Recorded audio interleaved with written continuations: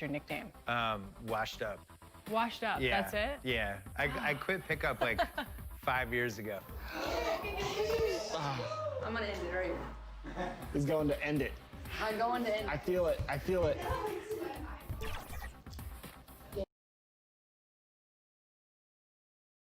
And just about to get underway is the starting five. The 2K Sports pregame show.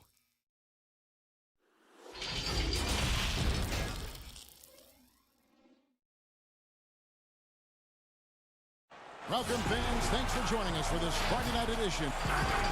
As we get a break in the action, now let's take a look at the East and how the teams are stacking up. Taking a look at Charlotte, they're 10th in the conference, still looking to claim a spot for the playoffs. And, of course, there's the Pistons, 2 spots down. And checking out Detroit, they haven't gotten anywhere near where they wanted to be this season. Pretty clear there's a big talent gap between them and the true contenders. And we've all thought this. They're just a middle-of-the-road team. The last thing anyone in the NBA wants to be. And a look at the starters for the Hornets. We've got Bridges. Washington out there with Bismack Biyombo. Then there's Terry Rozier. And it's Graham in at the 2 spot. And for Detroit, at the forward positions, Snell and Griffin. Kennard is out there with Derrick Rose. And it's Wood in at the pivot spot, manning the middle. Here's Snell, and misses it off the right side of the rim. Inside, Bridges lays it up and banks it in. Smitty, we know these two teams struggling right now, but just generally, what do teams do to get out of a slump? You know, what I think they do is you have a lot of communication amongst each other. You just keep playing hard, usually playing hard, being competitive, and you get a couple wins. You need a couple wins, and then I think it can change around. Biyombo with the block. And a fast break now for the Hornets. No one near Rozier as he lets it fly. No good on the triple. The Pistons have gone 0-3 from the field to start the game. Kennard, the pass to Wood. Yep, that one goes. And once he got to the 10, I think he was surprised to find himself that wide open. Wow, that's a defensive breakdown. Can't do that against good scores. Biyombo, the shot comes out. Nice D from Griffin. The Pistons have gone just 1 of 4 to get this game started. Snell, no good. Really just struggling here in the first few minutes. 5 attempts with only 1 falling. It's tipped. Out of bounds. Detroit takes possession. Detroit basketball.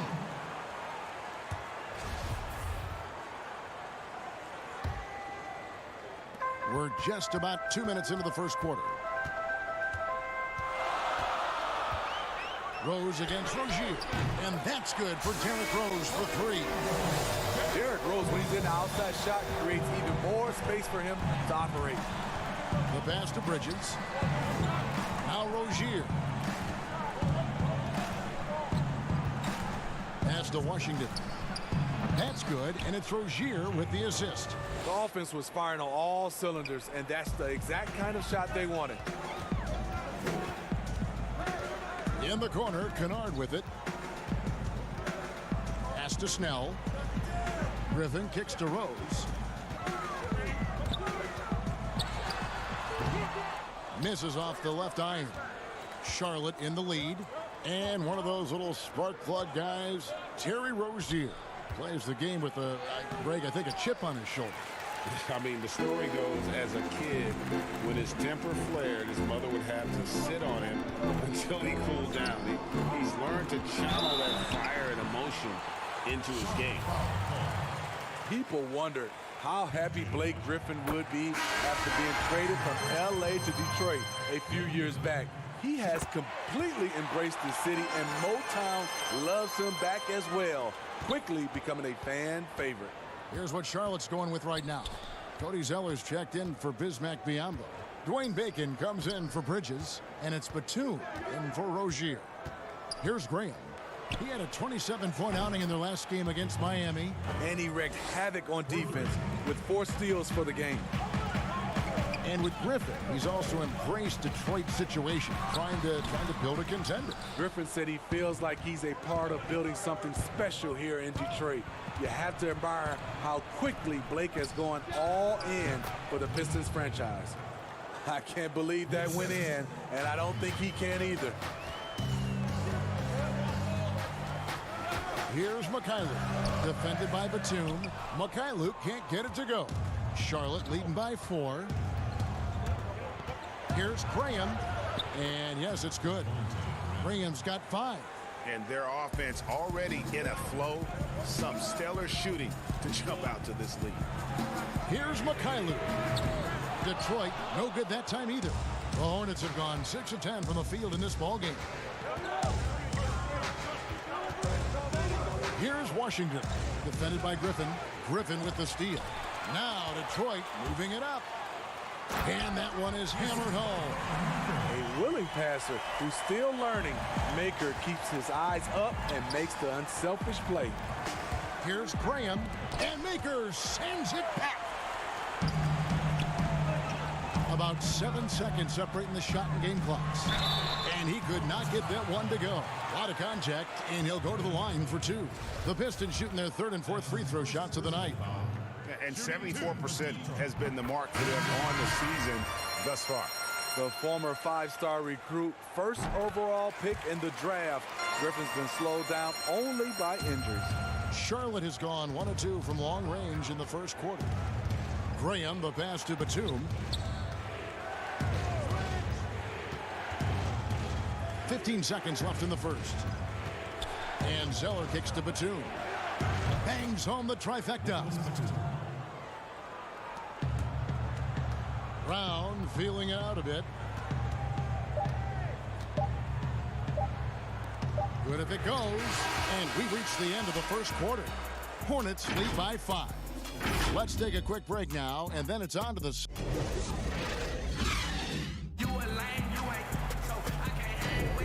And if you're just joining us, we've played through 1 quarter in this one. And let's quickly break down the game, guys, we've been watching from the Hornets. Aggressive at running guys to the backboard. You could tell it was part of their game plan coming in. And they have the guys to do it. Play to your strengths, and they can make up for some of your weaknesses. They've got Griffin. Brown out there with McRae. Then it's John Henson, and it's Dumboya in at the 3 spot. That's the group for Detroit right now.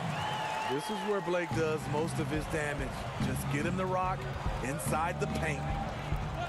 Graham, the pass to Zeller. Right side, Batum.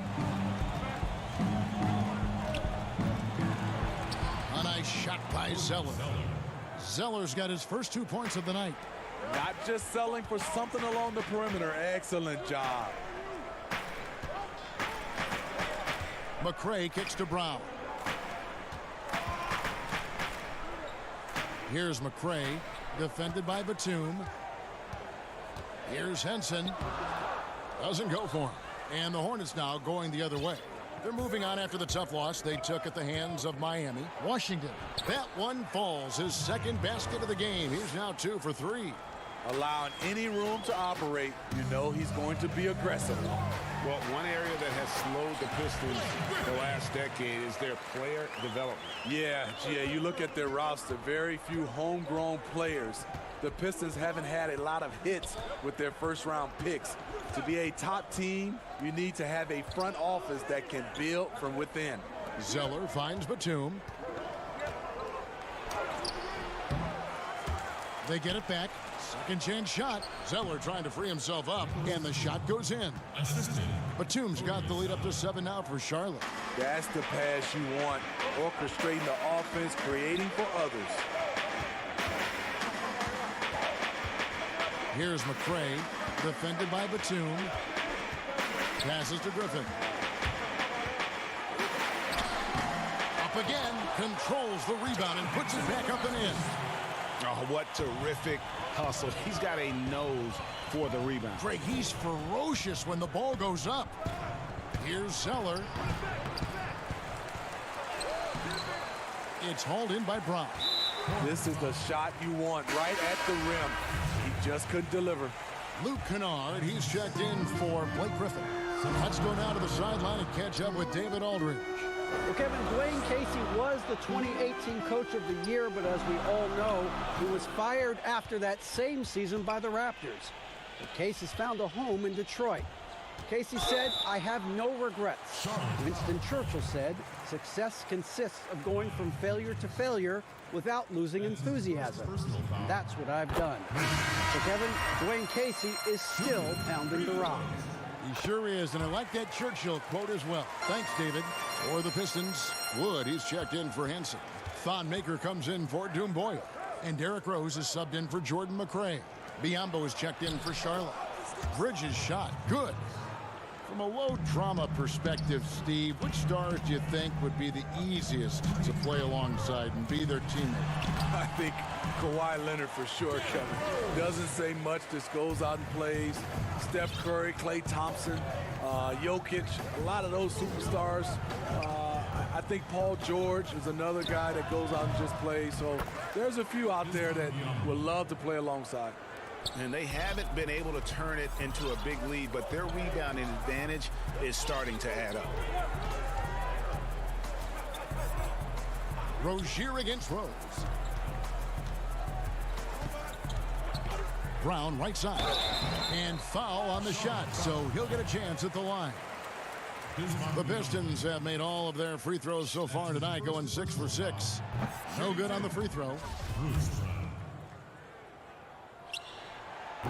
That one is no good. Hornets leading by 5.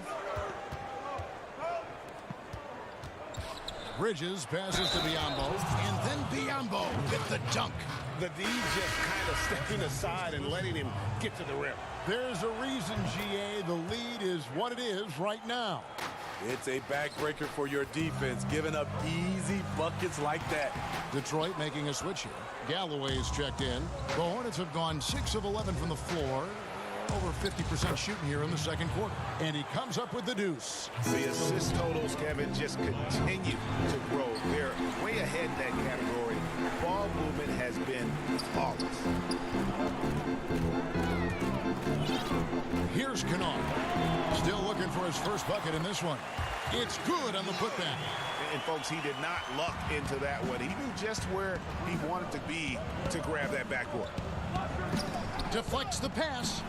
Zeller passes to Biombo, and he gets the whistle. And now, yep, this will be a coach's challenge. We thought that might happen, triggering a review of the personal foul. And I think when it comes to some of the more difficult calls to make, personal fouls can be tough. The action is so fast that it's really tough to catch everything in real time. The wonders of technology, Greg. We've seen replay reviews so effectively, and involving the coaches by being able now to challenge like this is something a lot of people have been hoping for. And the announcement on the review is that the foul was called in error. So they have determined, Greg, to overrule the original call. And guys, this is what it's all about, getting the call right. And I think in this case, the video review showed that while it was a tough call to make on the floor, they got it right with the review. Nice pass by Derrick Rose, spotting a wide open guy from the corner of his eye. The Pistons have shot 75% at the stripe, 6 of 8. His second personal, 13. And that one misses. To the paint, there's Bacon. Count the bucket, coming off a perfectly placed assist. Bacon's got the lead up to 10 now for the Hornets. Snell from outside gets the three-pointer to fall. Snell's got his first 3 points of the game. And really, Snell needs no time at all to get his jump shot off. He's looking to score once he gets the pass. Very nearly stolen. There's no need to force that pass. And so it's Charlotte heading to the bench. It's the 2K Sports Halftime Show. Welcome back to 2K Sports, everybody. Ernie Johnson, Shaquille O'Neal, Kenny the Jet Smith. The first quarter for the Hornets was fairly even. At the end of one, they were able to end up with a 5. And that's a wrap with the third.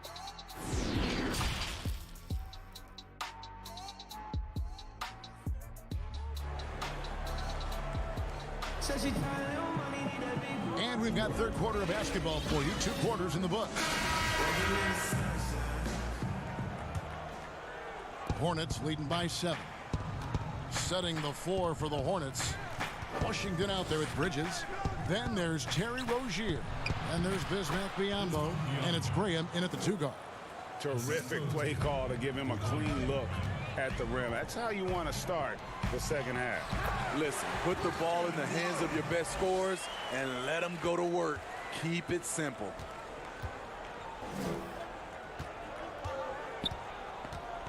And there's the pass to Washington. Keeps it alive. He hangs in there and cashes in on the second chance points. Graham's got his third bucket of the night. Oh, how about the deft touch right there, guys? He just guided that ball back up and in. Just a fingertip touch on the ball. And the dunk by Biyombo. Any chance you get, you want to put yourself in a position to succeed, and that's what he did there. Great job of reading the floor, got to the rim, and made a play. He's doing what he can do to pull them closer, but it's not enough. He needs more help. Here's Bridges. Griffin with some nice D. Pistons trail by 9. Here's Rose. Wood. The putback is no good. The Hornets have gone 3 of 5 to start the second half, developing a nice rhythm out there. And he gets the bucket. Biyombo's got 11 points. He's been a big factor in their offense tonight, making shot after shot. Snell, no good. Right wing. Tries again. Bucket is good. You know, Blake Griffin, he gives you a little bit of everything offensively. Terrific court awareness.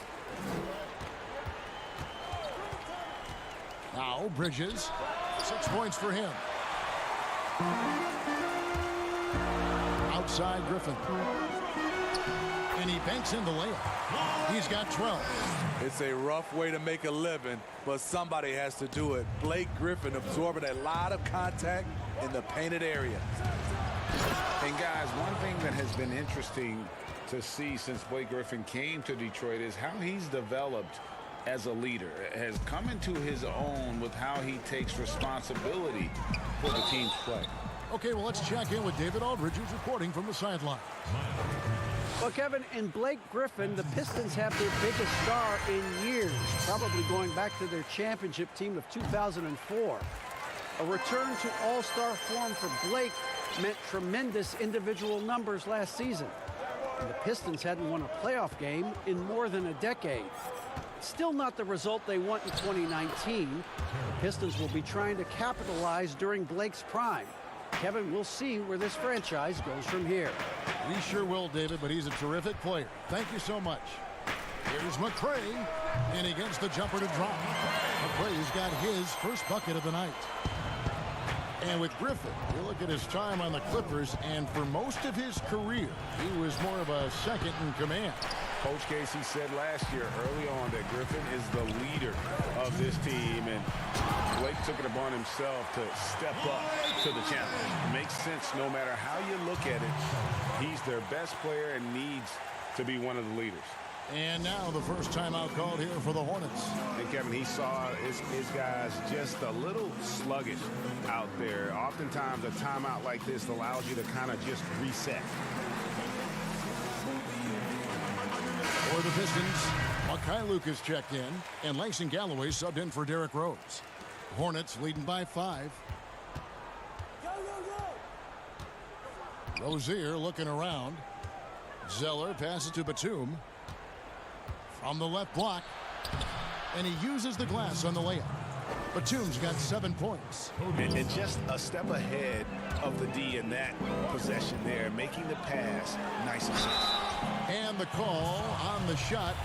And here we go. Coach's challenge happening right now. This one in regards to the personal foul. Seeing if that was the right call.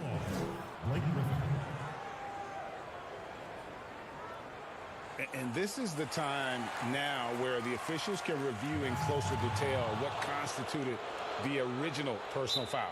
Getting a different angle can sometimes make it a lot easier to determine. Greg, indeed, and the one thing with replay review is that when you see the slow motion replay, you really get a new appreciation for just the immense speed at which these players are moving at, and how fast the action really is, and how hard it can be sometimes, you know, Greg, to make the right call. And so the word is in. They've decided that the call stands as it was made on the floor. And, you know, even if a coach still feels this wasn't the right call, you got to acknowledge the effort being put in to reviewing it. The double checking, and the game continues on.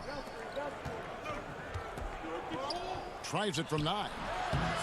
And Henson pulls it down. Pistons trail by 5. Here's Mikhailuk.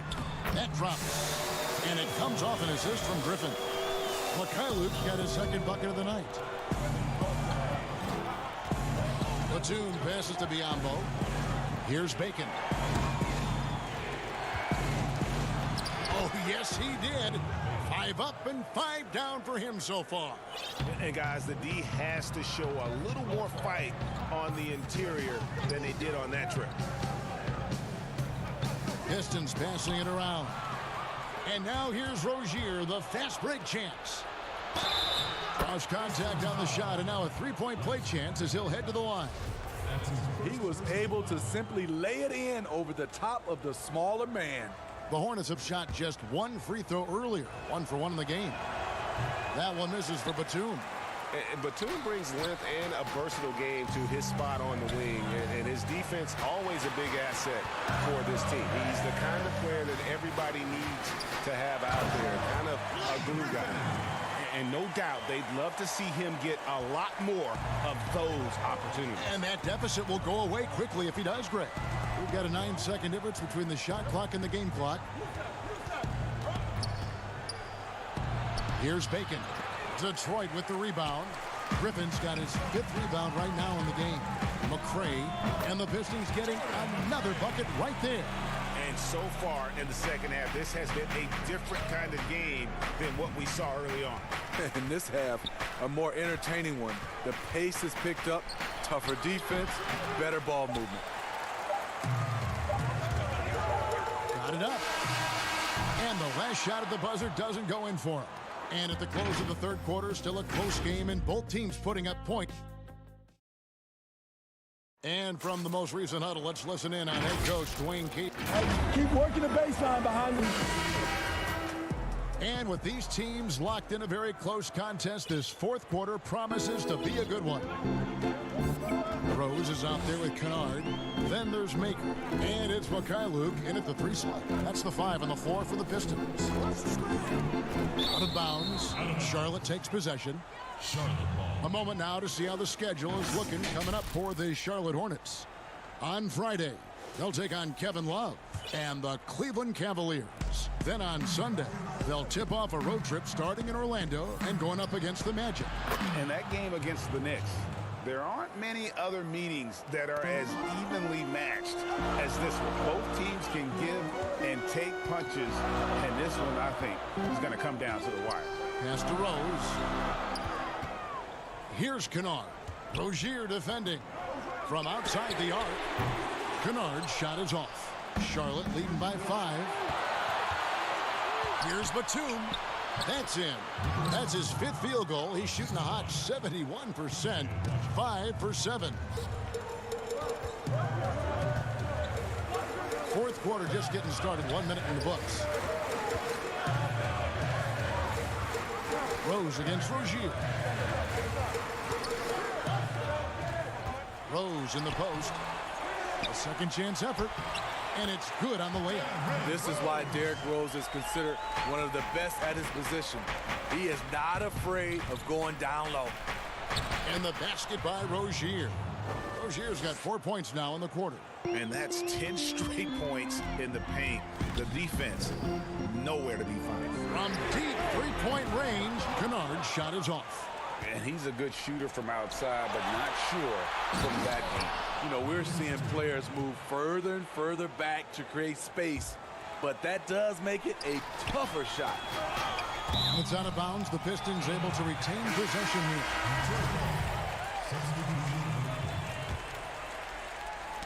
Poked away. A 3 ball. Detroit, no good that time either. Hornets leading by 9.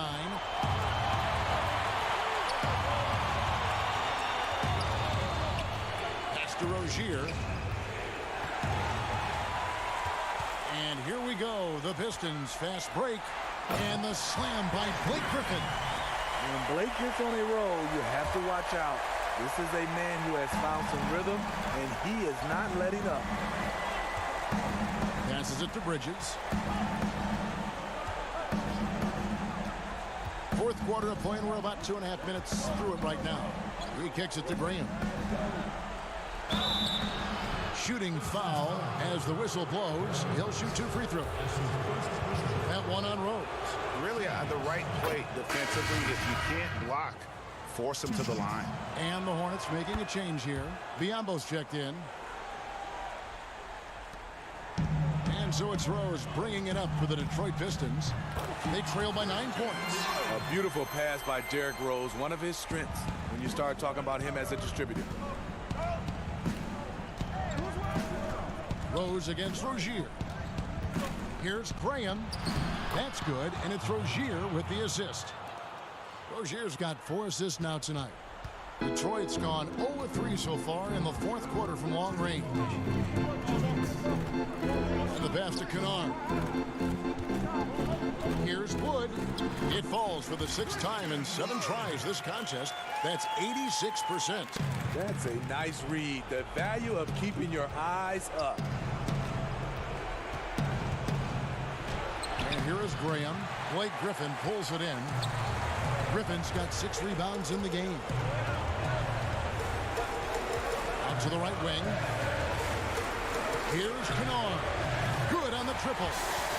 And now just a 4-point Charlotte lead. The defenders need to recognize the importance of staying on him as we get into crunch time. Now here's Biombo. He's covered closely. Rozier for 3. The shot, no good. And Detroit the other way now.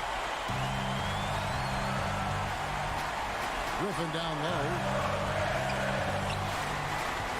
Nice ball movement by Detroit. Rose can't hit. Low percentage shot from long range.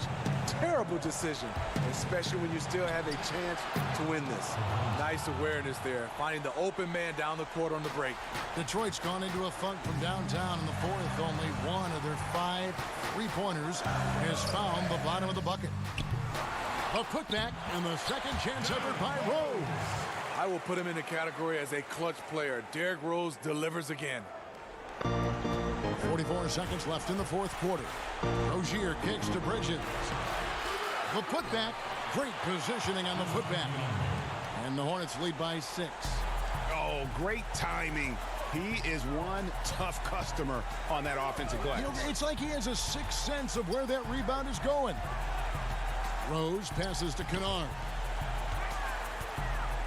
The kick out to Rose. Back to Griffin. 5 on the clock from the baseline. Can't hit that one. Graham with the ball. Over to the left wing. Out to the wing. The tray. Good on the 3-point shot. And now it's a 9-point Hornets lead. Inspired tonight. They fought hard and at crucial points just made the play. Especially during this last. And so it's Charlotte with the win. And in the win.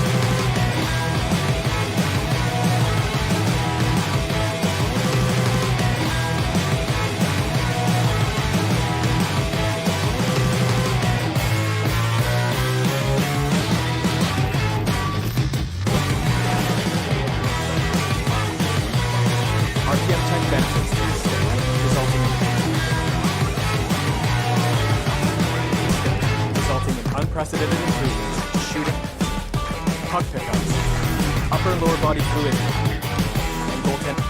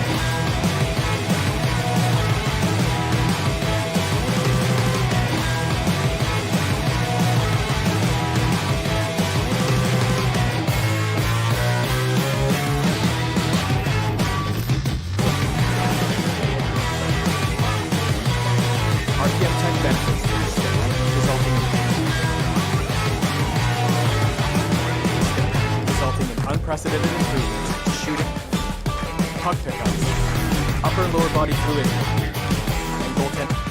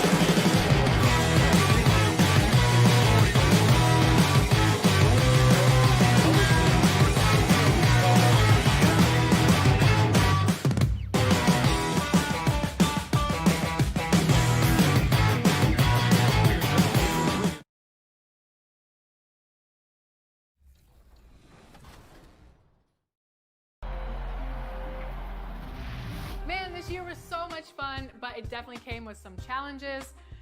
Thank goodness for 2K. That's right. In fact, it's been an honor for us to share our time and our episodes with you, the fans, the community. And the big news is NBA 2K TV is returning for Season 7. Yes, we're coming your way on September 4th. All new episodes of NBA.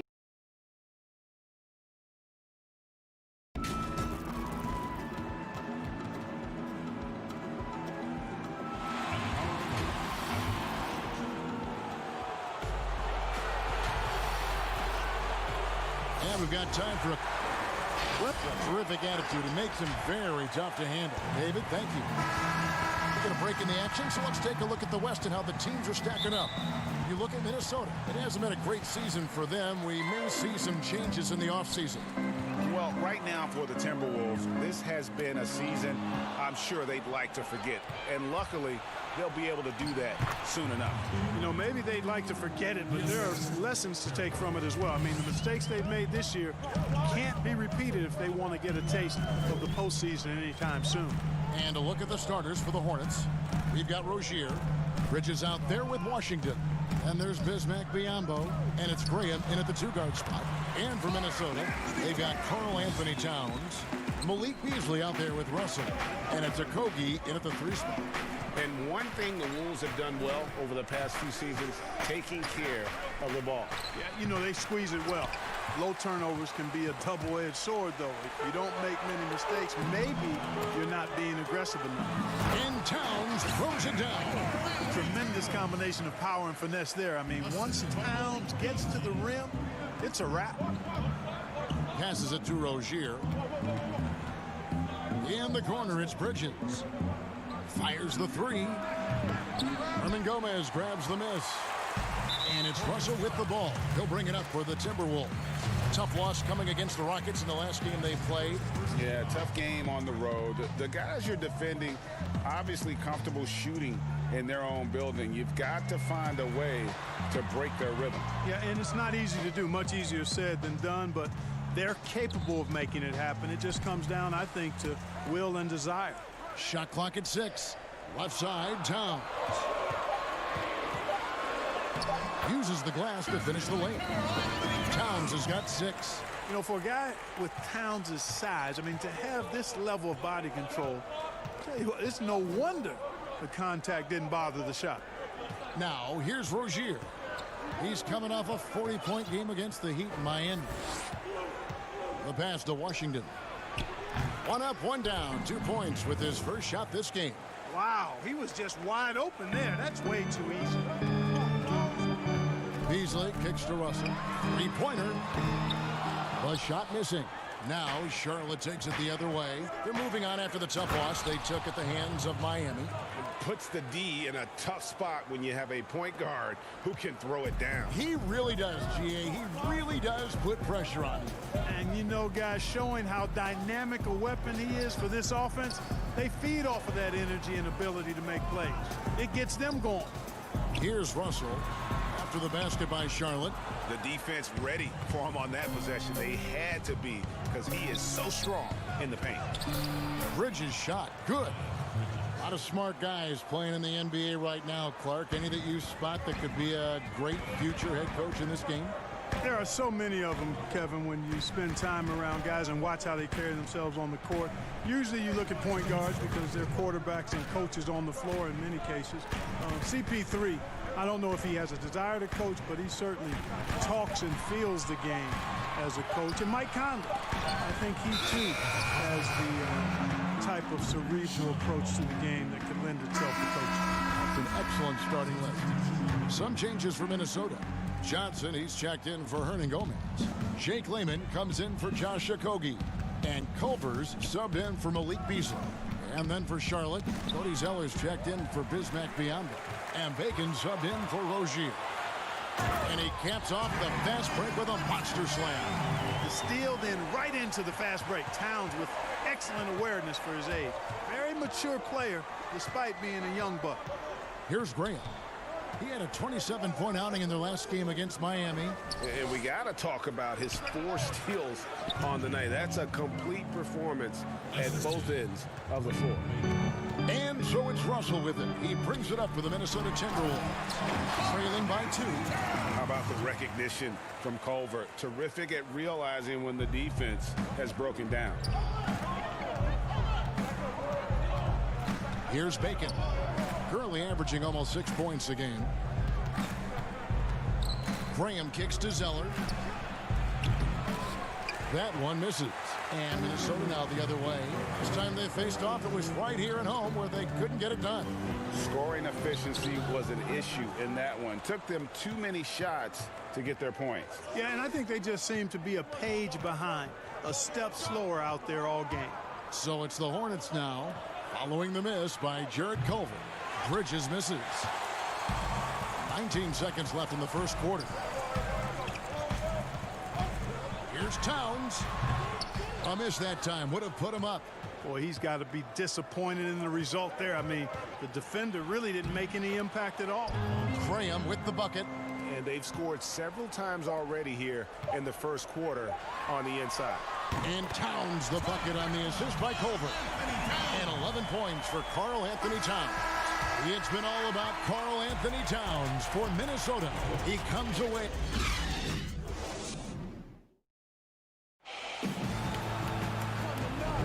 And getting going again here in the second quarter. Fairly close game so far. And guys, what's your take so far in the Timberwolves? Showing a lot of confidence in their rotation. They went right to that bench when they needed points. And you know, when the bench is playing such a big role early, that certainly allows the starters to stay fresh throughout the game. James Johnson is out there with Lehman. Then it's Culver, and it's Reed in at the center position. So that's the lineup for Minnesota. Yet another player from the 2019 draft class who wasn't a top high school recruit. Jared Culver, three-star guy, thin, unrefined, but in that sophomore year of college, boy, did he surprise some folks. And the dunk by Zeller. And those plays can make a difference in a game like this. Well, you know it's going to fire up, Greg, everybody on that bench. Making a statement for sure. I mean, we'll see if they can maintain that aggressive approach, guys. Oh, an aggressive move and fantastic finish. Trying to send a message with that slam, I think. That's exactly how you send it. Two hands and down. Here's Graham. As you can see from his numbers, he's been a key component in their offense. He's averaging almost 18 points a game. Way to work the glass, buffet style. Second chance bucket. They can make a big difference. And the Timberwolves with possession here. Following the bucket by the Hornets, Johnson can't get it to go. And Greg, when you talk about Culver, the one thing he did show in high school and again showed at Texas Tech, the ability to score. Yeah, and he creates and makes shots against great defenders. Every team in the NBA is looking for that. His jumper, his handle, his ability to move without the ball, already NBA level stuff. Here's Culver after the basket by Charlotte. Here's Reed. 11 points for him in that last game against the Rockets in Houston. And out of bounds as the Timberwolves gain possession. And a quick look here at some of the numbers for Culver. In the last 5 games, you can see the trend upwards for effective field goal percentage. And it shows you how confident he's playing right now. Looking at who's out there now for the Timberwolves. Juan Hernangomez, he's checked in for Johnson. Okogie comes in for Jake Lehman. And it's Malik Beasley in for Culver. Now here's Beasley. He's gotten some minutes, but nothing on the board yet. It's stolen by Hernangomez. Out left to the wing. Here's Okogie. They get a hand on it. Charlotte in the lead. Here's Bacon. That's good, and it's Rozier with the assist. Rozier's got 3 assists now in this one. And James Borrego, in his second year as head coach, wants an offense that relies on quick decision-making. They are looking to attack defenses early. And, you know, that kind of offense, Greg, is one that's not easy to put into place. You got to trust the players, and the players have to trust each other, and the players have to make good decisions. It's a steep learning curve, but I really think it's the ideal way to play once you get it all ironed out. Miles Bridges, he's checked in for Bacon. Johnson outside. Back to Russell.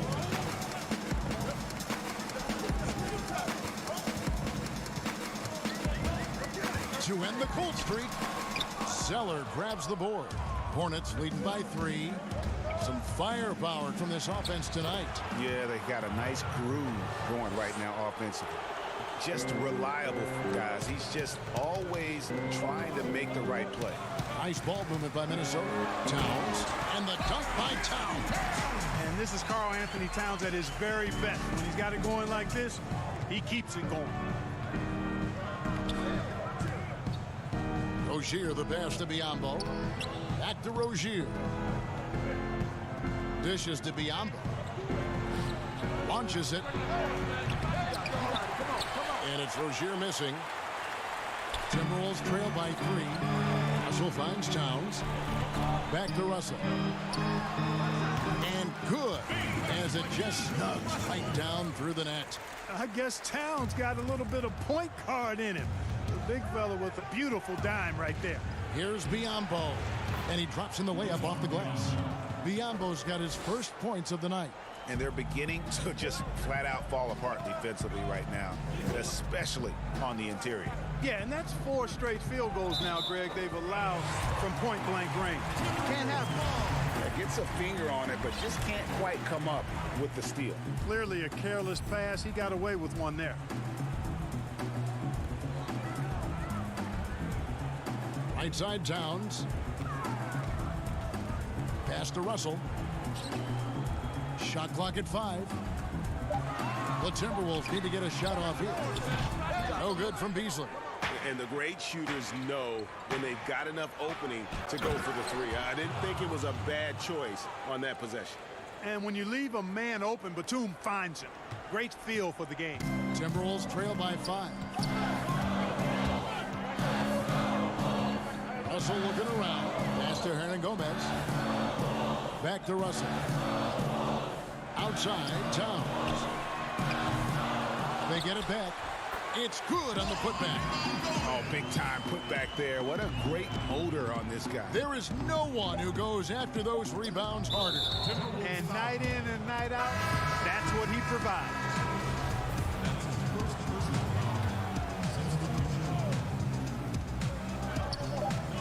Rozier for 3. No good on the last second attempt there. And some good action through the first 2 quarters as we reach halftime.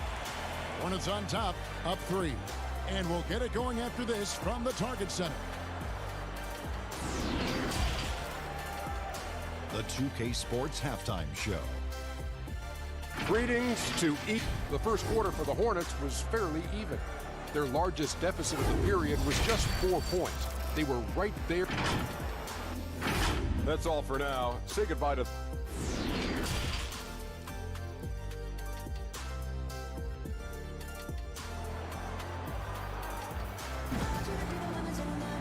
We've got second half action for you, and if the next couple quarters are similar to the first, this one could go down to the last possession.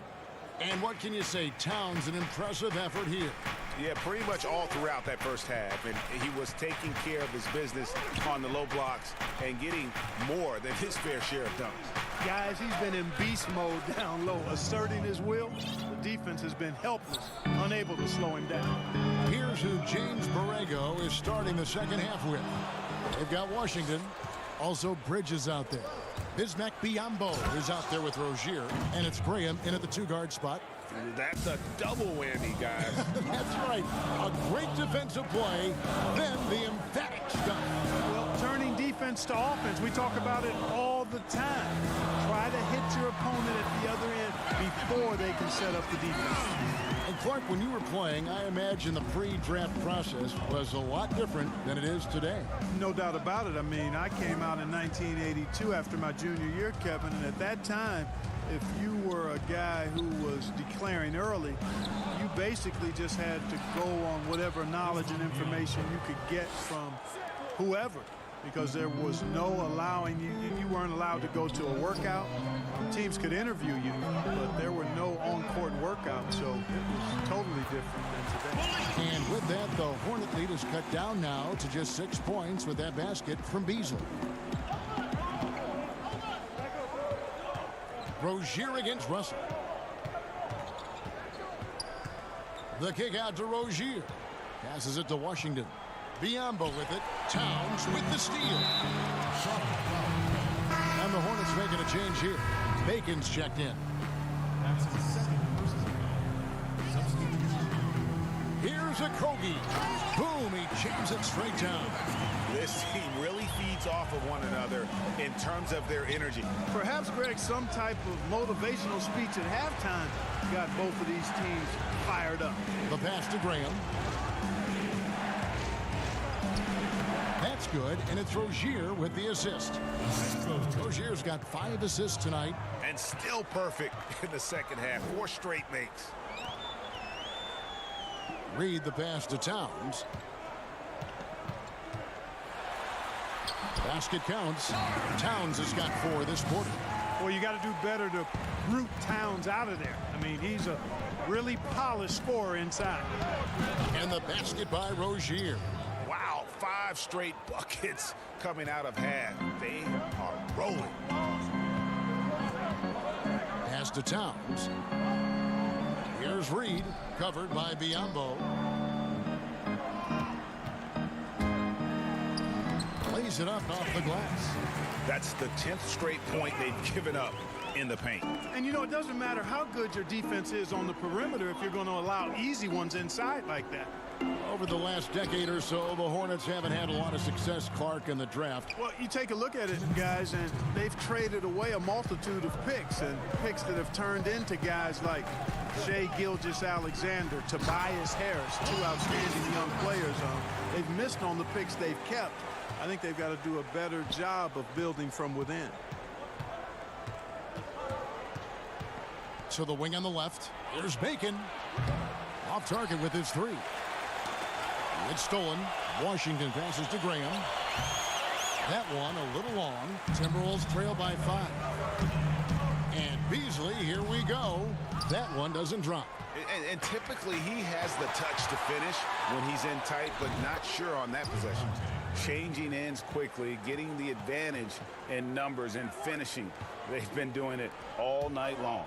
You know, they've been the more up-tempo team, clearly. It's helped them gain the advantage in this one. And it's Towns missing. Hornets leading by 7. Here's Washington. 6 points for him. He kicks it to Biyombo.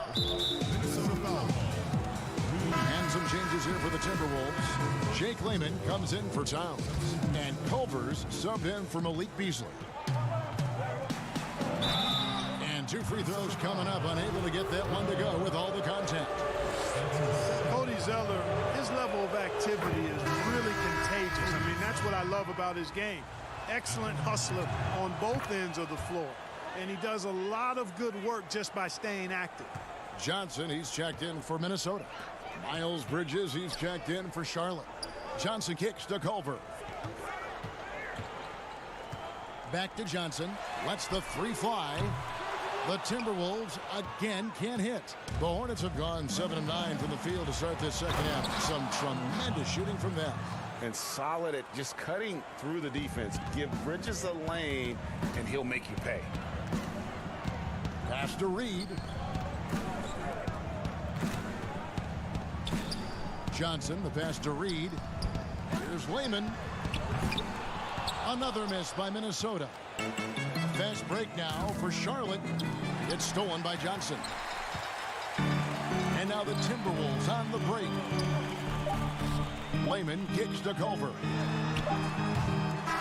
Off on that one. And here at the end of the third quarter, it's a double-digit ball game. Hornets lead by 11. And when we return, we'll get the fourth quarter. And let's take this opportunity now to show you our State Farm assist of the game. And the definition of teamwork right there, guys. I mean, what great communication between them, and what a beautiful feed. For me, next to the big-time alley-oops and monster throwdowns, passes like that are probably the next best thing when it comes to sweet-looking NBA highlights. And there may not be a lot of drama down the stretch as we head into the fourth quarter, but stranger things have happened. We've got D'Angelo Russell. He's out there with Culver. James Johnson is out there with Layman. And it's Hernan Gomez in at the power forward. So that's the lineup for Minnesota. And contact on the shot, so he'll be shooting free throws here. Just good at drawing fouls. Bridges plays well in traffic and through the contact. And a chance to catch up on some numbers here. The scoring breakdown for the Hornets. Guys, the passing we've seen from them has been tremendous. Very unselfish. Yeah, but also, they haven't missed a beat in terms of their fast break game. That's been equally as effective all night long. Here's Russell. Pass to Layman. Russell against Batum. Clock at 6. Here's Culver. Ron Gomez trying to break free. And Culver gets it to go on the assist by Russell. Exactly what you want from your point guard. Nice dime to the open teammate by Russell. 2 free throws coming up, and they call the shooting foul. Well, it doesn't matter where you place him in the lineup, Clark. Miles Bridges is going to make some plays. Well, I love his rugged quality he has, guys. I mean, he can guard anybody at the 3 or 4 spot. Doesn't mind going up against guys that are bigger. Everybody knows about his athletic ability and dunking it, but he's got more in his package than that. Russell passes to Culver. Zeller grabs the board. Zeller's got his 5th rebound right now in the game. Just a solid performance on the interior. The rebounding has been off the charts. Yeah, you look across the board, it's actually sizing up, shaping up to be a great game. I mean, strong performances throughout, and they've really been strong on the glass. And here's the upcoming schedule for Charlotte. On Friday, they'll take on Kevin Love and the Cleveland Cavaliers. Then on Sunday, they'll tip off a road trip starting in Orlando and going up against the Magic. And for that game against the Knicks, that's a contest that could easily go either way. Small mistakes could be the difference, and both teams will need to be at their best. Now, here's Rozier. There's the pass to Bridges. Batum inside the 3-point line. Controls the rebound and puts it back up and in. And the Hornets lead by 12. Boy, he's cooking with grease. He's got things flaming up, looking for an opportunity every time down the floor when he's that hot. And he didn't punish them for the weak coverage there, but they can't count on him to continue missing. And he gives that rim a good tug on the way down. That's how you drive your point home right there. He's lucky to get away with that, though, guys. I mean, it could have earned him a technical for hanging on too long. Hornets leading by 14. Just over 2.5 minutes played now here in the final quarter of regulation. Zeller, and the layup's good off the glass. Mark, a big part of your game was rebounding. You controlled the glass so well. What's one thing you would tell young viewers if they wanted to improve the rebound? You know, I'm a little bit out of the norm here, but the biggest thing to me for rebounding is pursuing the ball.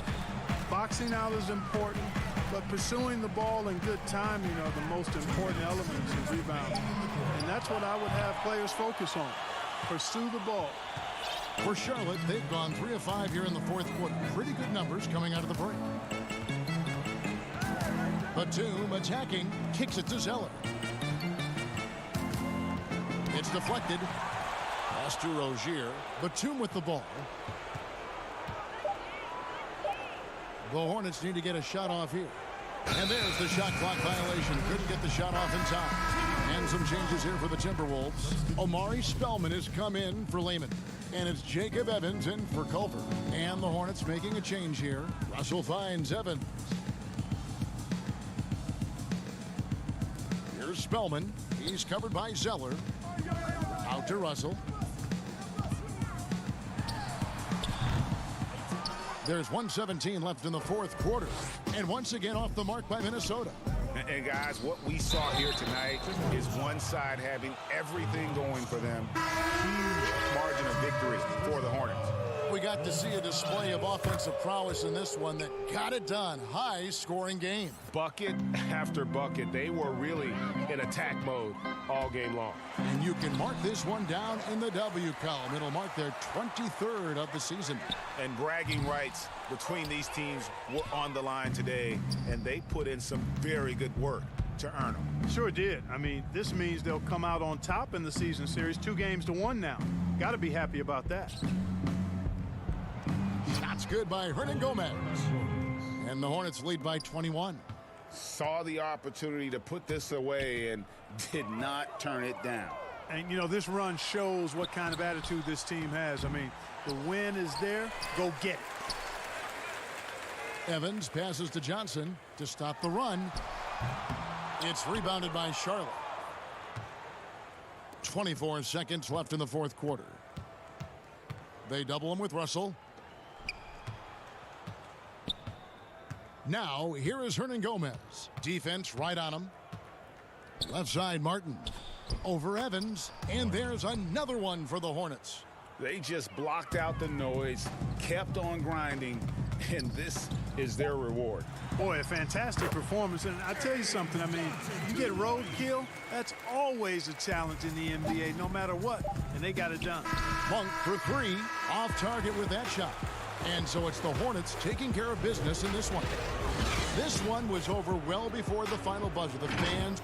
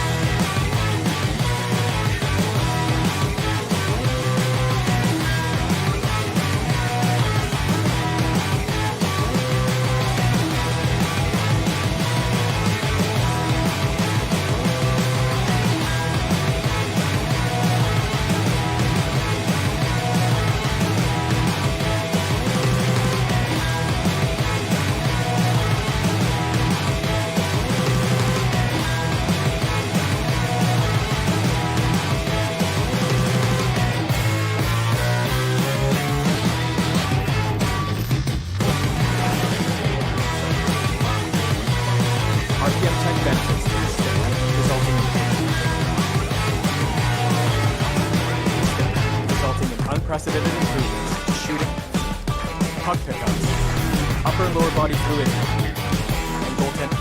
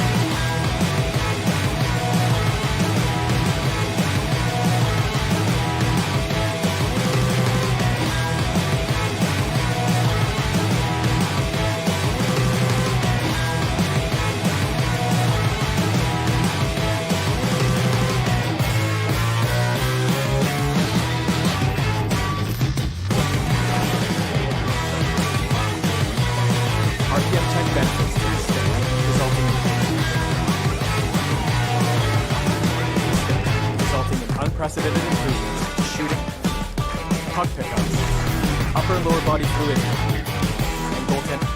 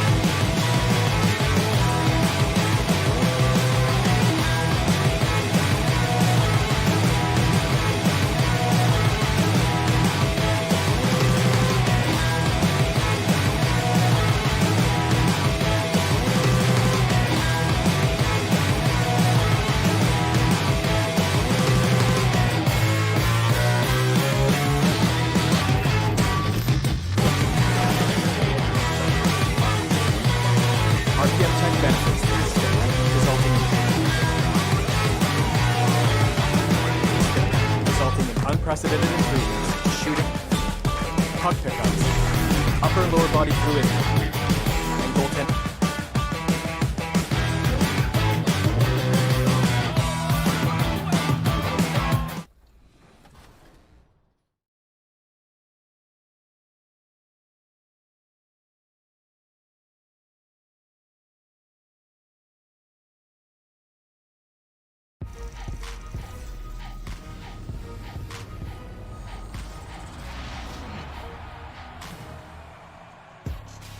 The NBA 2K21 demo is out now, and in this episode, we're jumping right in.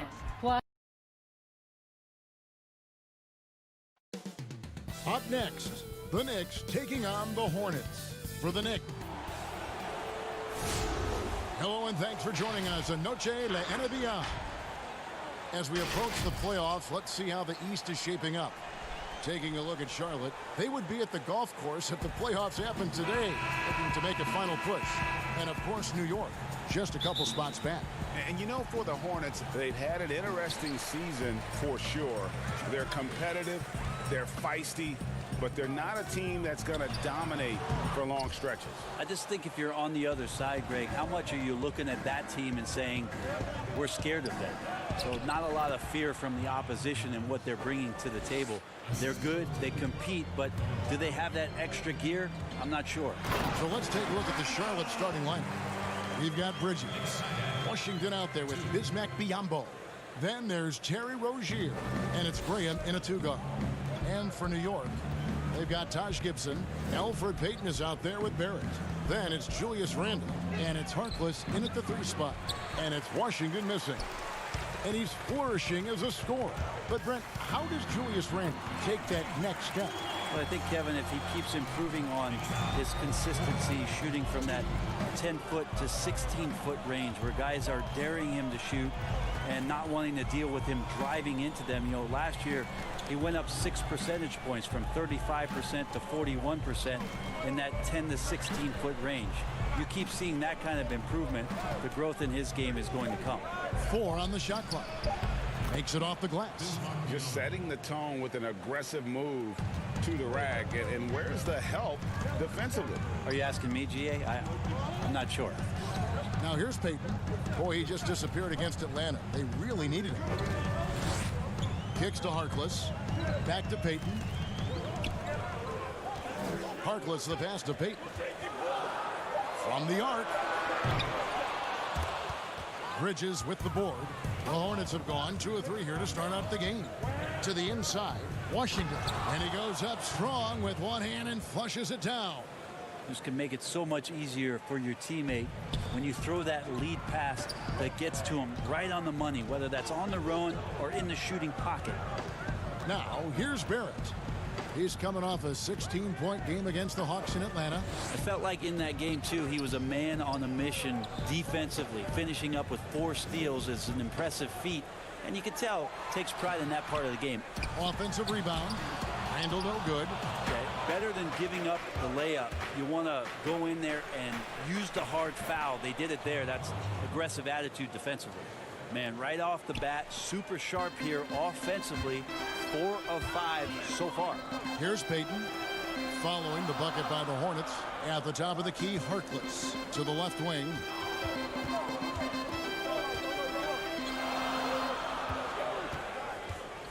Ball's knocked loose. Rozier with the steal. Here's Graham, and it's denied. This has to energize Barrett. He needs to keep bringing this type of intensity to the defensive end. It's good. Brent, if you were building an offensive system from scratch, what would be your favorite style of play? I would really tend to lean on 3 guards that can handle the basketball, Kevin. Guys who can initiate plays from all over the floor and really look to find players that are smart about playing off the ball. You combine 3 of those guys with the skill set, so one has it, and the other 2 are maneuvering around. They're going to cause so much commotion. They're going to cause so many breakdowns defensively within a possession that a multitude of playmaking players, that would be tremendous. And all of those guys, yeah, but all those guys too, Kevin, on top of that, you talked about their physical nature and stature. I would want guys that are 6'6", 6'7", and long, because when you get back to the other end, you want them to be able to coordinate and take up enough room defensively to cause some problems. But man, 3 guards, 3 long guards, and this is something that Phil Jackson relied on during the years when they won championships in Chicago. He always looked for long guards. Aside from Jordan and Pippen, there was the Ron Harpers of the world that helped accentuate what they could do on the perimeter. And a trying summer for the New York Knicks fans. After trading away Porzingis, they were hoping to get a big-name player in free agency, Greg, and they didn't. You know, shocking they refused to offer the max to Kevin Durant. I mean, there were concerns with the Achilles, but instead he ends up in Brooklyn. Combine that with fans' disappointment at missing out on Zion Williamson, and the saga continues. 6 on the shot clock. For 3, Bullock. Zeller grabs the board. Hornets have gone 4 of 7 from the field, shooting over 50%. Takes it from 10. Yep, that one goes in there. That's pretty unselfish there. He sees that there's a better shot on the perimeter, and bang, just kicks it out. Portis drives in. It's rebounded by Charlotte. And the pressure he put on that shot forced the miscue. Those are all the little things about effort there. He just gets out there and contests, and that's just enough. Batum with the 3. Here's Washington. Robinson with the block. They get it back. Tries yet again. And the quarter ends with some stifling defense right there. And that does it for the first quarter. Hornets lead by 4. And back in a moment as we'll get underway with quarter number 2. Welcome back, everyone, to the second quarter of play here on Noche Latina. Vámonos. What stands out to you guys from the Hornets in this one? Well, their effort on the defensive end has set the tone for this game. Yeah, defense has been infectious here as everybody stepping up aggressively on that end. Robinson is out there with Bobby Portis. Then there's Reggie Bullock, and it's Ntilikina in at the point guard. That's the 5 for New York right now. They've settled into a nice groove offensively here in the second. And so it's New York with it after the basket by Charlotte. And the shot is good. The Hornet lead has been cut down now to just 4 points with the basket from Bullock. And here's Rozier. He brings it up for Charlotte. They're moving on after the tough loss they took at the hands of Miami. Outside, Batum. And there's the foul. It's on Bobby Portis. That is his first foul of the game. Wayne Ellington's checked in for Reggie Bullock. And so it's Charlotte with it. Rozier, the pass to Washington. Back to Rozier. Outside, Batum. Clock at 6. The pass to Bacon. The Hornets need to get a shot off here. Here's Washington. A terrific shot on the turnaround.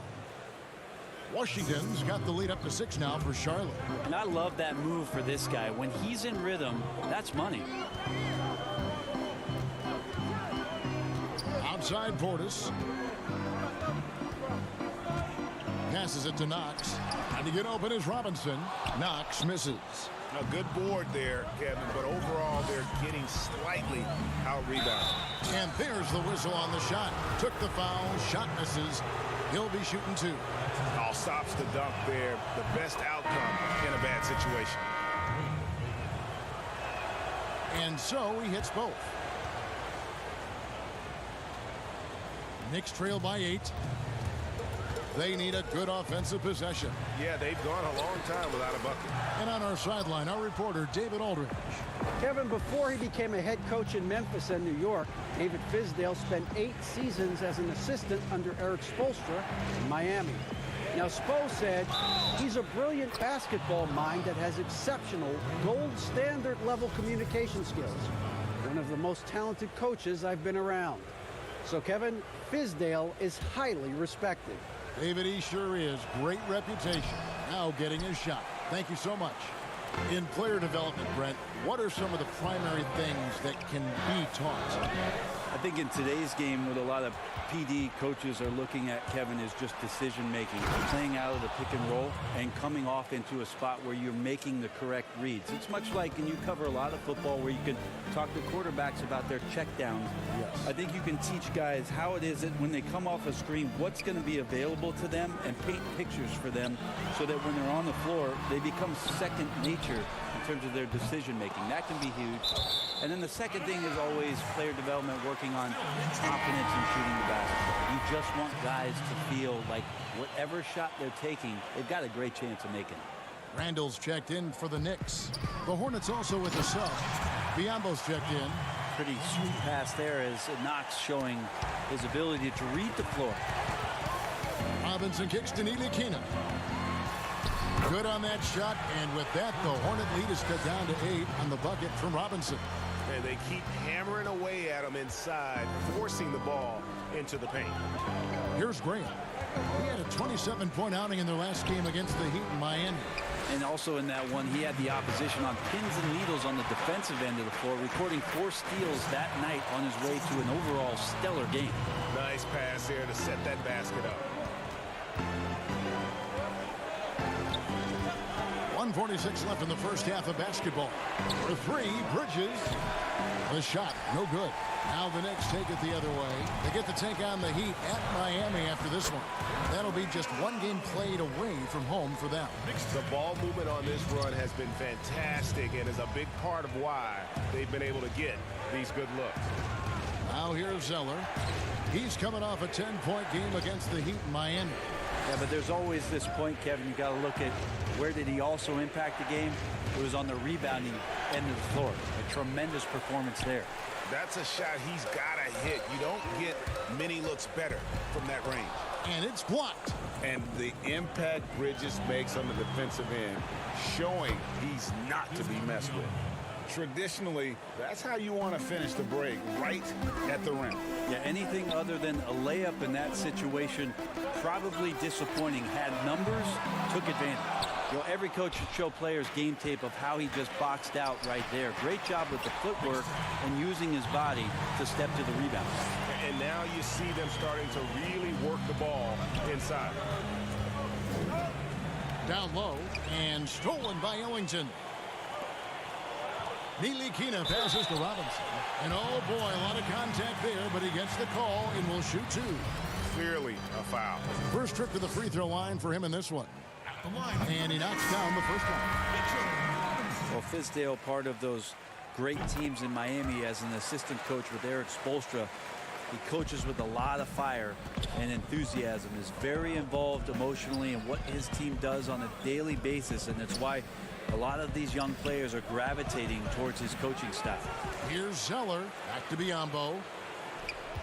Over Gibson. That one rolling around and rims out. Now the Knicks with it. It's a 12-2 run here, good pace. And Barrett gets it to go. You risk getting torched when somebody's open. Payton's skilled enough to find the open man. Fires from deep. Drops in the tray. Graham's got himself on the board with three there. Robinson passes to Bullock. Here's Gibson. So that'll be it for the first half. Fairly. All right, David, thank you. We'll be back after halftime for the start of the third quarter.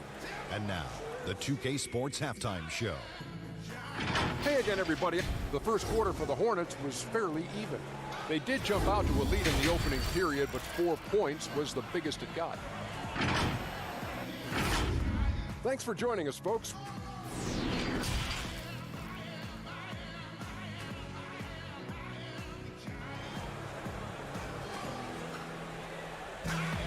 And if you're just joining us, we've played through the first half in a game that's been fairly even so far.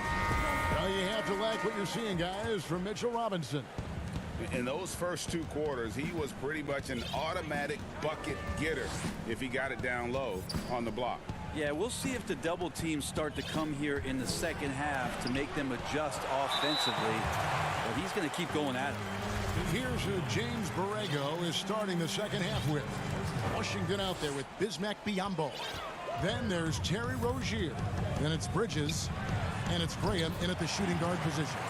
They're consistently finding ways to get the ball inside and taking full advantage.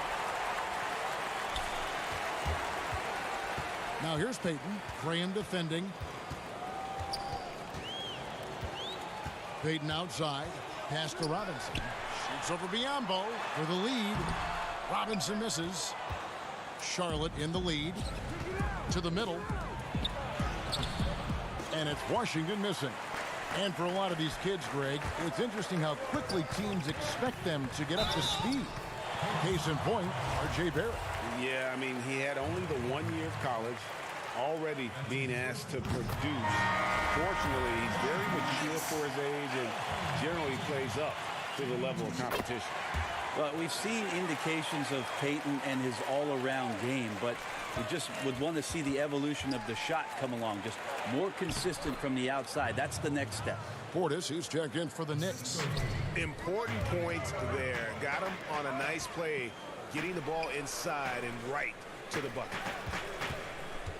Payton kicks to Portis over Washington, and again it's the Knicks missing. That's one he knows he should have drained. Here's Graham. Count it. And it's a 3-point Charlotte lead. That's the kind of passing you want there. Work the ball around, keep it moving, try to get an assist on every bucket. And now the fast break. Bridges with the ball. Got a hand on it, and he recovers it. Here's Washington, defended by Portis. Washington passes to Rozier. Just 5 on the clock. Launches a three, and it's out of bounds. The Hornets able to retain possession here. And New York making a change here. Randall's checked in, and a switch here also for Charlotte. Nicholas Batum. He's checked in for Bridges. And they turn over the 24-second buzzer, signaling the shot clock violation. Knicks trail by 3. Payton drives in, and he lays it straight in. Payton's got 6. Good slice and dice from Payton there in the lane, finding room. Here's Graham. 5 points in the game to the left side wing. Here's Biyombo. Oh, and it looks like that's going to be a goaltending call. Yep, that's it. So they'll get the basket. So close to getting the block there. You can live with those calls because you'd rather have a guy playing aggressive instead of playing it safe. Catching up on the changes for New York. Kevin Knox is checked in for Harkless. Reggie Bullock comes in for Barrett. And Ellington is subbed in for Elfrid Payton. The game has been very close in a lot of areas, but rebounding has been the one differentiator thus far. All right, let's catch up with our sideline reporter, David Aldridge. Well, guys, one of the things that the NBA has been forward-thinking about is always accepting new ideas. They've got a bunch of them on the table in recent weeks. A mid-season tournament, a postseason play-in tournament, maybe even reducing the 82-game regular season schedule. Now, all of these would be very bold moves, but Commissioner Adam Silver has always demonstrated a willingness to think outside the box. Kevin? The great assessment. Good report. Thank you so much. The Hornets shooting their 6th and 7th free throw attempts tonight, and he makes both free throws. Knicks trail by 3. It's tipped. Randall left side.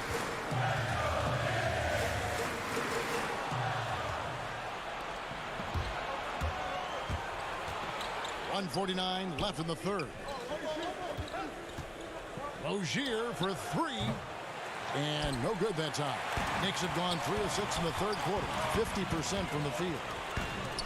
And the basket by Knox. Well, Knox finding his way around the rim and then pretty versatile to finish.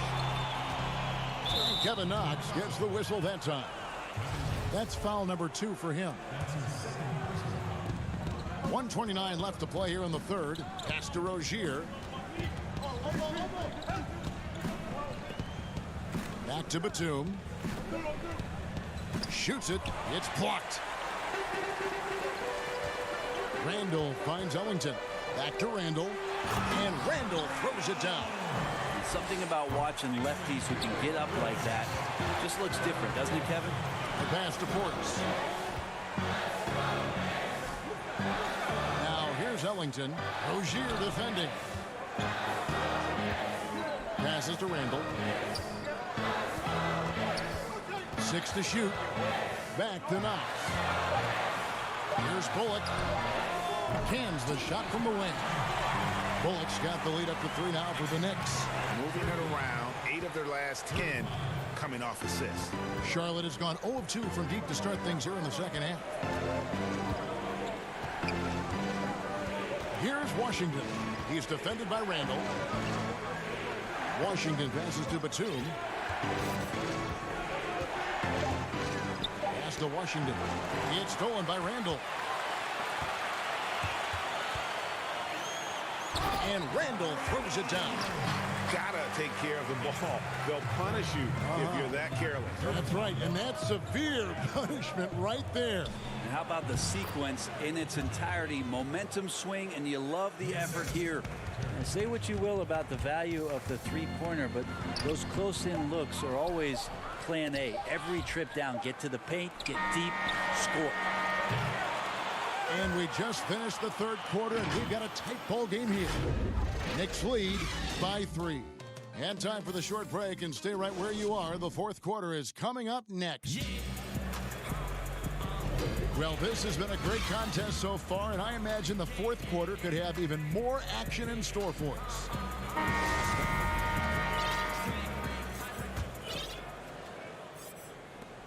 They've got Elfrid Payton, Mitchell Robinson out there with Reggie Bullock. Then it's Barrett, and it's Gibson in at the center position. That's the 5 for New York right now. And you know what? You allow a guy to get right to the rim like that. That's your only option. No good on the second free throw. Not a perfect trip to the line, but at least he made this game a two-possession affair. Here's Batum. Up and in from the low block. Yeah, I love the communication and the chemistry between those teammates. Here's Barrett. And Barrett slams it in. Explosive off the bounce with great body control. Barrett's most effective when going downhill. It's taken away by Payton. With the floater, got a piece of it, and they'll keep possession. And it's Bullock in the corner. Back to Robinson. Here's Barrett. Trying to get open is Gibson. And Barrett with the basket on the assist from Robinson. And that's now 11 points for R.J. Barrett. Now, here's Bridges. He's guarded by Bullock.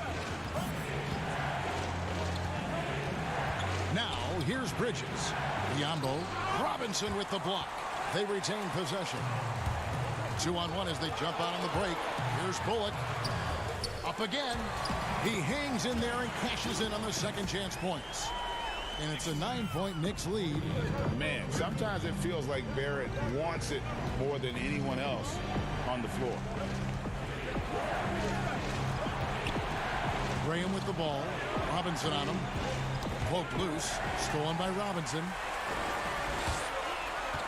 Gibson dishes to Barrett. Terrific assist. A nice finish. Solid play all around. Making plays in traffic. This is where Barrett's most effective.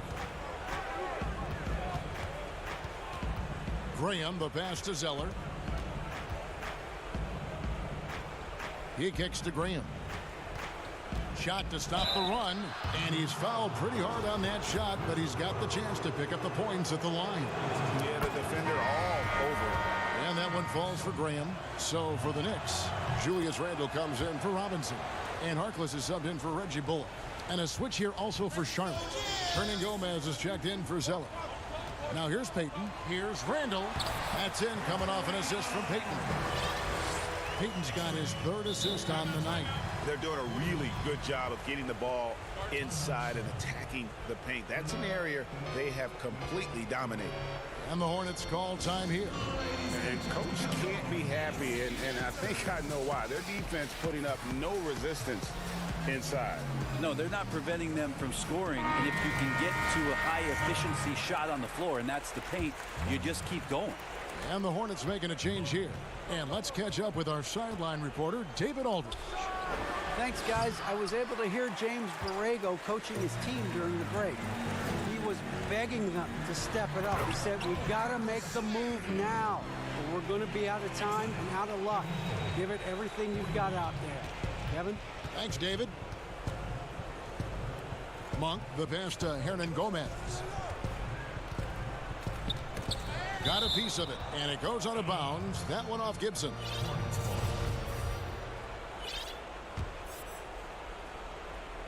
On defense, New York. This is the most they've led by 13 points. It's stolen by Randle. Barrett with the ball. And it's Martin picking him up. Payton's shot is off. The Hornets have gone 1 of 3 from the field to start the fourth quarter. And the call will be against Julius Randle. That's his first foul. That's his first personal foul. Now, here's Monk. He's guarded closely. Pass to Hernangomez. Back to Monk.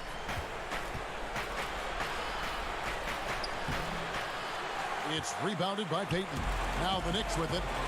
They're on a 14-4 run right now. And Barrett the bucket on the assist from Gibson. Barrett's got 11 here in this quarter alone. An effective mid-range scorer. Barrett excels at finding openings in the defense and capitalizing. Back to Hernangomez. For the three. It's rebounded by Payton. New York leading by 15. And tonight's battle is going to end with a very clear winner, leaving nothing to chance. Impressive win for New York. This was a physical game. Yeah, I mean, they were aware of the rotations defensively and were able to attack the rim. And I think a great job in positioning themselves for the W here. It's win number 21 on the season. And you know, when you look at the huge impact he had, just a monster game for R.J. Barrett. Well, those points he had tonight, all critical, all from energy and activity. He just never seemed to stop. There's a quiet confidence that Monk seems to play with. You can see he just feels like nobody can guard him. Kid just plays with an edge. Looking at who's out there now for the Knicks. Portis, he's checked in for Gibson. Damian Dotson comes in for Randall. And it's Dennis Smith in for Barrett. New York's gone 2 for 2 from three-point land to start the fourth quarter. Payton finds Portis, and Portis throws it down. Finishing strong. This is how you want to close things out. Yeah, definitely putting a stamp on this one. A very, very decisive victory for the club tonight. Monk. Smith with the defensive effort. They are enjoying a commanding lead. And it really gives them the opportunity to give their starters a rest. Always critical when you get ready for that home stretch. So it's the Hornets now after Mo Harkless's miss. They've shared the load offensively. And guys, they've put the defense on their heels. You can see right now they're trying to react. And that's what you want when you're in a rhythm offensively. Harkless. It's good on the putback. And the Knicks lead by 17. Impressive job by the players, coaches, and don't discount the impact of these fans. Awesome to see their output tonight, trying to urge their team on, and that can always help. That home advantage of home fans getting you going, fully on display here. And how about Monk there scanning the floor? All right, David, great job. Thanks so much. And that'll do it, folks.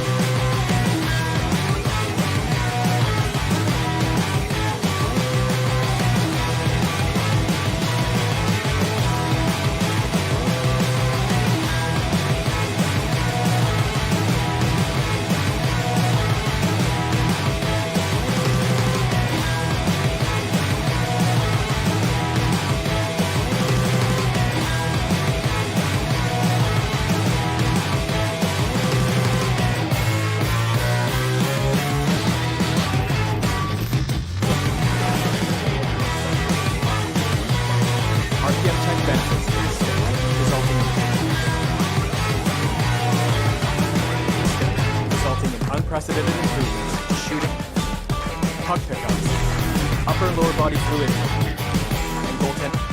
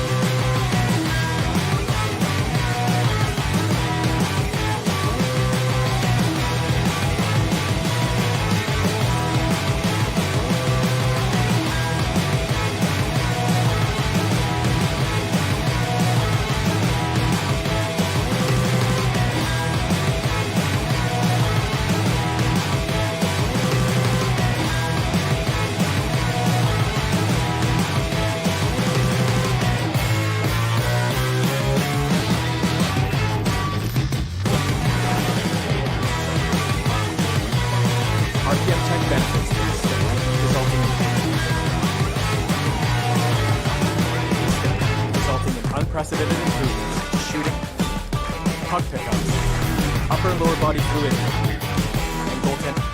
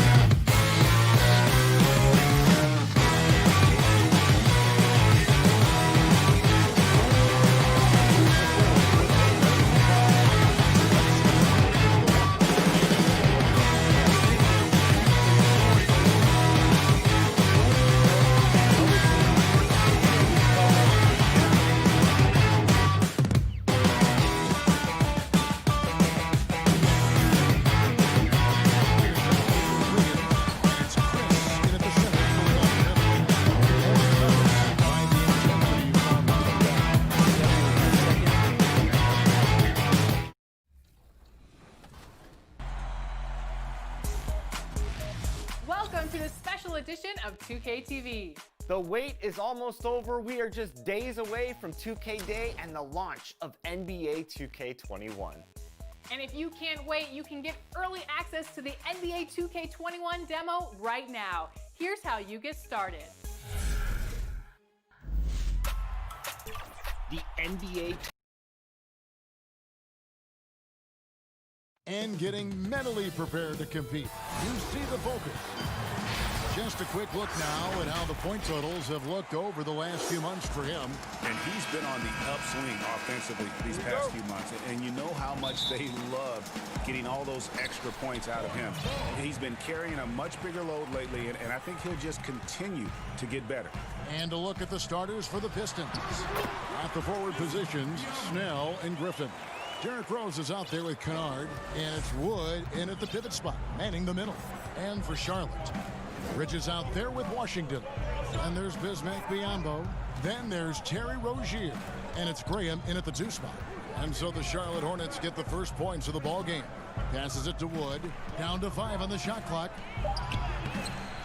Hornets with the rebound. Their last encounter was in Detroit, where they were able to handle the Pistons. And they got the better of this matchup last time with their defensive pressure and the ability to force turnover. They had them in their heels the whole game. The intensity of their defense was the key factor. Rose against Rozier.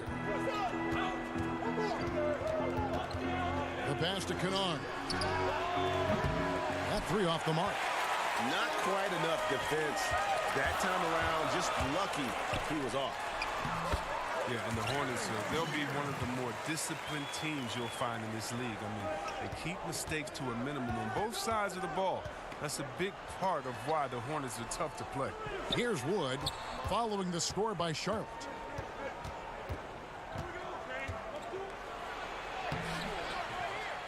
Goes back up. Misses the layup. They are 0 for the game thus far. 0 of 4 here, still looking for their first make. Graham with the bucket. And Chris, for the Hornets, as we know, their coach Borrego preaches preparation. Well, yeah, and it shows it up in the stats, Kevin. I mean, they're the best in taking care of the ball. The team does not take silly fouls on defense. Rozier, an easy 2 points on the layup. Rozier's got his second bucket tonight. Oh, great ball movement there. Wood passes to Snell. Pass to Rose. Here's Griffin. It's good. This time the assist from Rose. And Griffin feels comfortable firing from there. He's adept at using the mid-range area of the floor. Rozier, the pass to Washington. Nice D from Griffin. Playing him tough inside and preventing the layup, that'll get the whole team pumped up. Snell, that's good. And you can make a coach panic when you take a 3 on the break, but as a good shooter with nobody on him, he's got to take that shot. Here's Graham. He had a 27-point outing in their last game against Miami. And he didn't take any plays off at the defensive end. I mean, he wound up with 4 steals on the night. The league has cracked down C-Webb on flagrants. Who's leaving the bench? Do you think we need to be as strict about it as we've been? Oh, I love the attention to detail the league has given on flagrants. So you don't want the flagrants of the past. My friend Kevin McHale, he says Rambis just ran into his elbow. That wasn't even a flagrant foul on that play, if anybody remembers that old play that I'm talking about back in the Celtics-Laker days. But how about today? My thing, Kevin, is just don't call a ticky-tack a flagrant. I think we all know what a flagrant is. Let's keep the new flagrants as flagrants and no flopping. If you flop, no flagrants. Games are too important. You don't want that flagrant 1, flagrant 2, a shot and the ball. It can change the momentum of the game. I think the league and the refs are doing a great job. Let's just not let those ones that aren't flagrant sneak in there because of flopping. And Chris, what about players leaving the bench when there's something going on? Well, I'll tell you what, the league has always been great about that. And now what's funny is if you watch the games, there's an assistant coach that is designated just when he sees a scuffle on the floor. His only job is to run to the end of the bench and stand at the line with his arms out so no player can cross him. So not only is the league taking steps, not only are players mindful of it, but now you have an assistant coach. His only job is to stand up there and to be an obstacle so that no players can step that foot across the line. It changes series. It causes big fights. It puts puts fans in harm's way, we just don't do it. And Detroit has possession. Following the score by Charlotte. And here's Brown outside. That doesn't go, and he's 0 of 1 from the field. Oh, man, as good of a shooter as he is, it drives him crazy to miss a wide-open three like that. The shot by Batum, no good. Pistons trail by 6. And foul on the shot. He'll shoot 2 at the free throw line. It's on Nicholas Batum. Detroit shooting their first free throws of the game. That free throw good from Brown. And Chris, just how special was it to play for Detroit in your career? What relationship does this team have with their fans? Yeah, it was so special. I mean, being able to go home to the house that I grew up in, to where my parents lived, and be able to go to the Pistons practice and to be part of it, to put on that jersey. It was so special, man. This team is a mainstay of the city. I mean, you feel like you can lift up the whole city when you play for the Pistons. It was such a special part of my career.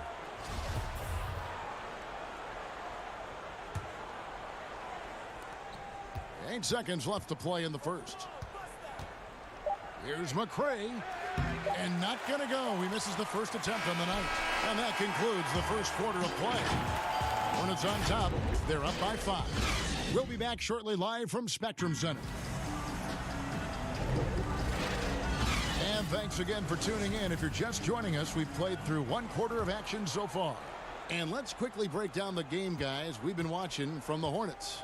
Well, in that first quarter, they were intent on just pounding the ball down low. Old school approach. I mean, if you have a favorable matchup inside, just keep pounding it in there.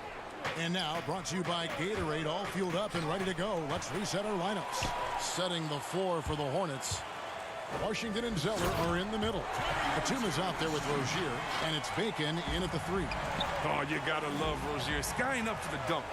Really seizing the opportunity and capitalizing with this tremendous lead in the game. Charlotte leading by 7. Now let's go to the sideline and catch up with our Hall of Famer, David Aldridge. Well, Kevin, over the last few years, there's been a lot of talk about seeding playoff teams 1 through 16, regardless of conference.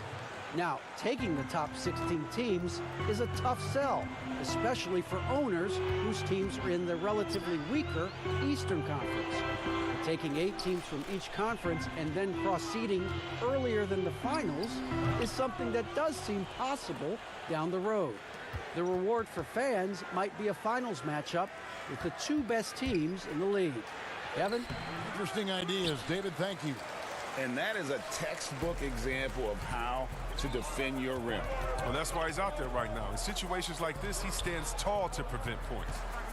Here's Washington, hoping to put that miserable performance against Miami behind him tonight. And a coach that players love is Dwayne Casey. Very vet-friendly, sticks up for his guys in every post-game interview. Casey is very measured in his approach. He can be a bit slow to change at times, but his players appreciate the consistency. Out of bounds, Detroit takes possession. As we get a break in the action, now let's take a look at the East and how the teams are stacking up. Taking a look at Charlotte. They're 10th in the conference, still looking to claim a spot for the playoffs. And checking out Detroit, a couple spots below. And I think for Charlotte, they've shown me some very good things this season. But that next step, those qualities that could make them true contenders, just haven't been there. Yeah, and I'm sure they're disappointed in that. I mean, they were hoping to take that next step. Now, here's Batum. Still getting warmed up offensively. No scoring yet from him. And they've repeatedly probed inside in the first half, guys, and it's paid off. Great positioning on the putback. At 7'1", you got to box out Maker because he's capable of burning you on the offensive glass. Pass to Bacon. We're just over 2.5 minutes into the second quarter. Pistons trail by 5. Luke passes to Maker. The lead pass was put in just the right spot. Maker's got 4 points this quarter. So when he has some touch, now for Maker, it's more about adding the muscle so he can become more dangerous. And Zeller kicks to Rozier. Count that as his 4th basket of the night. Just 7 shots to get there. Even with the D giving him a lot of attention, he's still finding ways to light him up. The feed to Maker. Out of bounds. Charlotte takes possession. Well, from long range, this collection of point guards have caught fire in the second half of the season. Here are their three-point numbers. Number 1, Terry Rozier.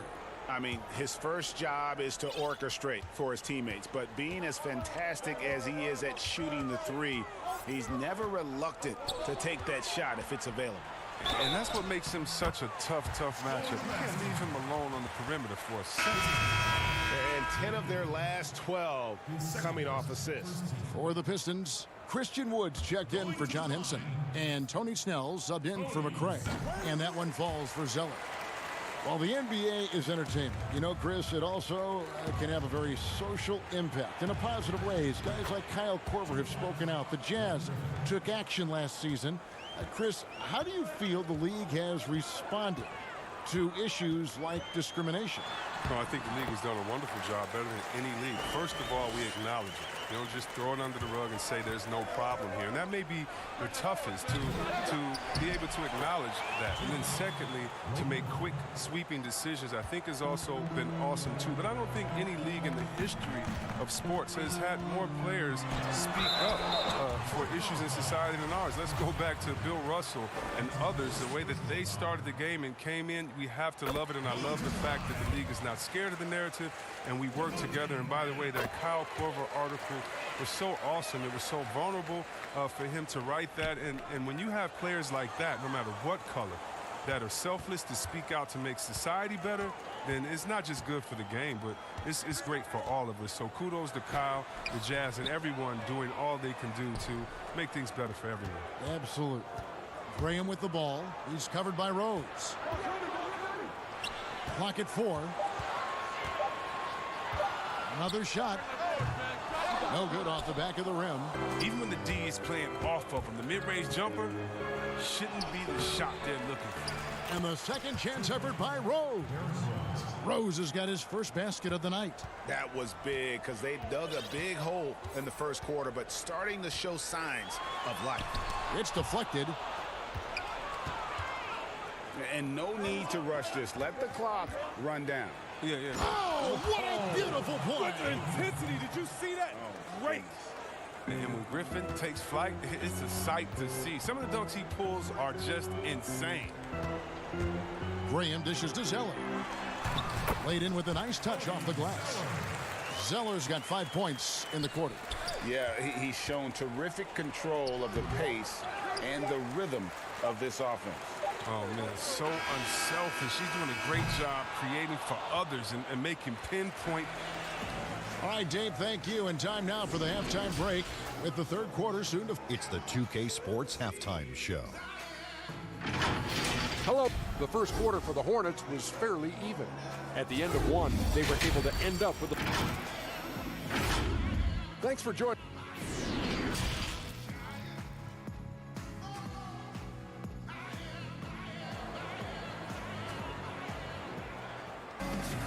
And in that first half, we saw a pretty tight battle. We'll soon find out what sort of adjustments were discussed during the half.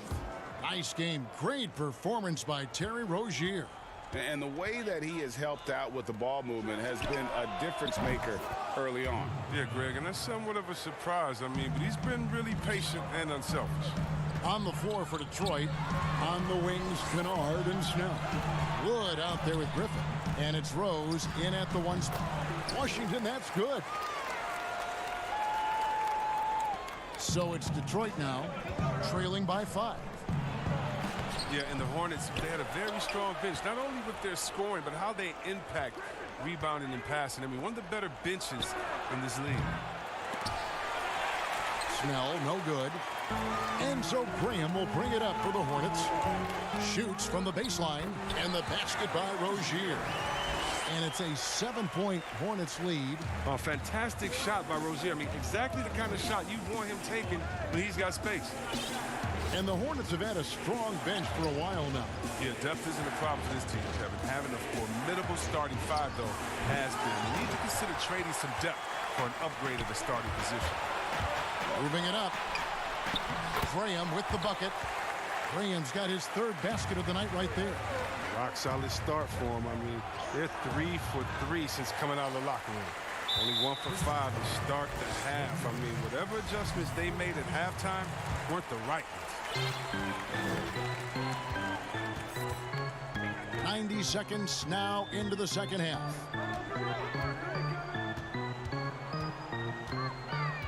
To the wing on the left. And out of bounds. The Pistons will take it. And checking out the stats for Rozier, he's really stood out for them over the past month. He's averaging 19 points per game, 4 assists, and 3 rebounds. And he's been making the right decisions and letting the game come to him. Solid play all around. Yeah, GA, I like it because he's not overcomplicating things. I mean, he's just playing to his strengths and taking what the defense gives him. Nicholas Batum, he's checked in for Washington. And Rose, wide open, he shoots. And good, and it takes a nice bounce off the right iron and down. And Rose continuing to hone that jump shot. That's where he can take his game to the next level. Now Graham, here's Bridges, and the layup is good after a nice lead pass. It hasn't taken them any time to find their rhythm in the second half. 4 for 4 from the field already. Down low, Biyombo banked in off the glass. Biyombo's got the lead up to 11 now for Charlotte. Boy, you have to be impressed with the offensive production. They have got it firing on all cylinders. Oh, and they're showing no signs of letting up.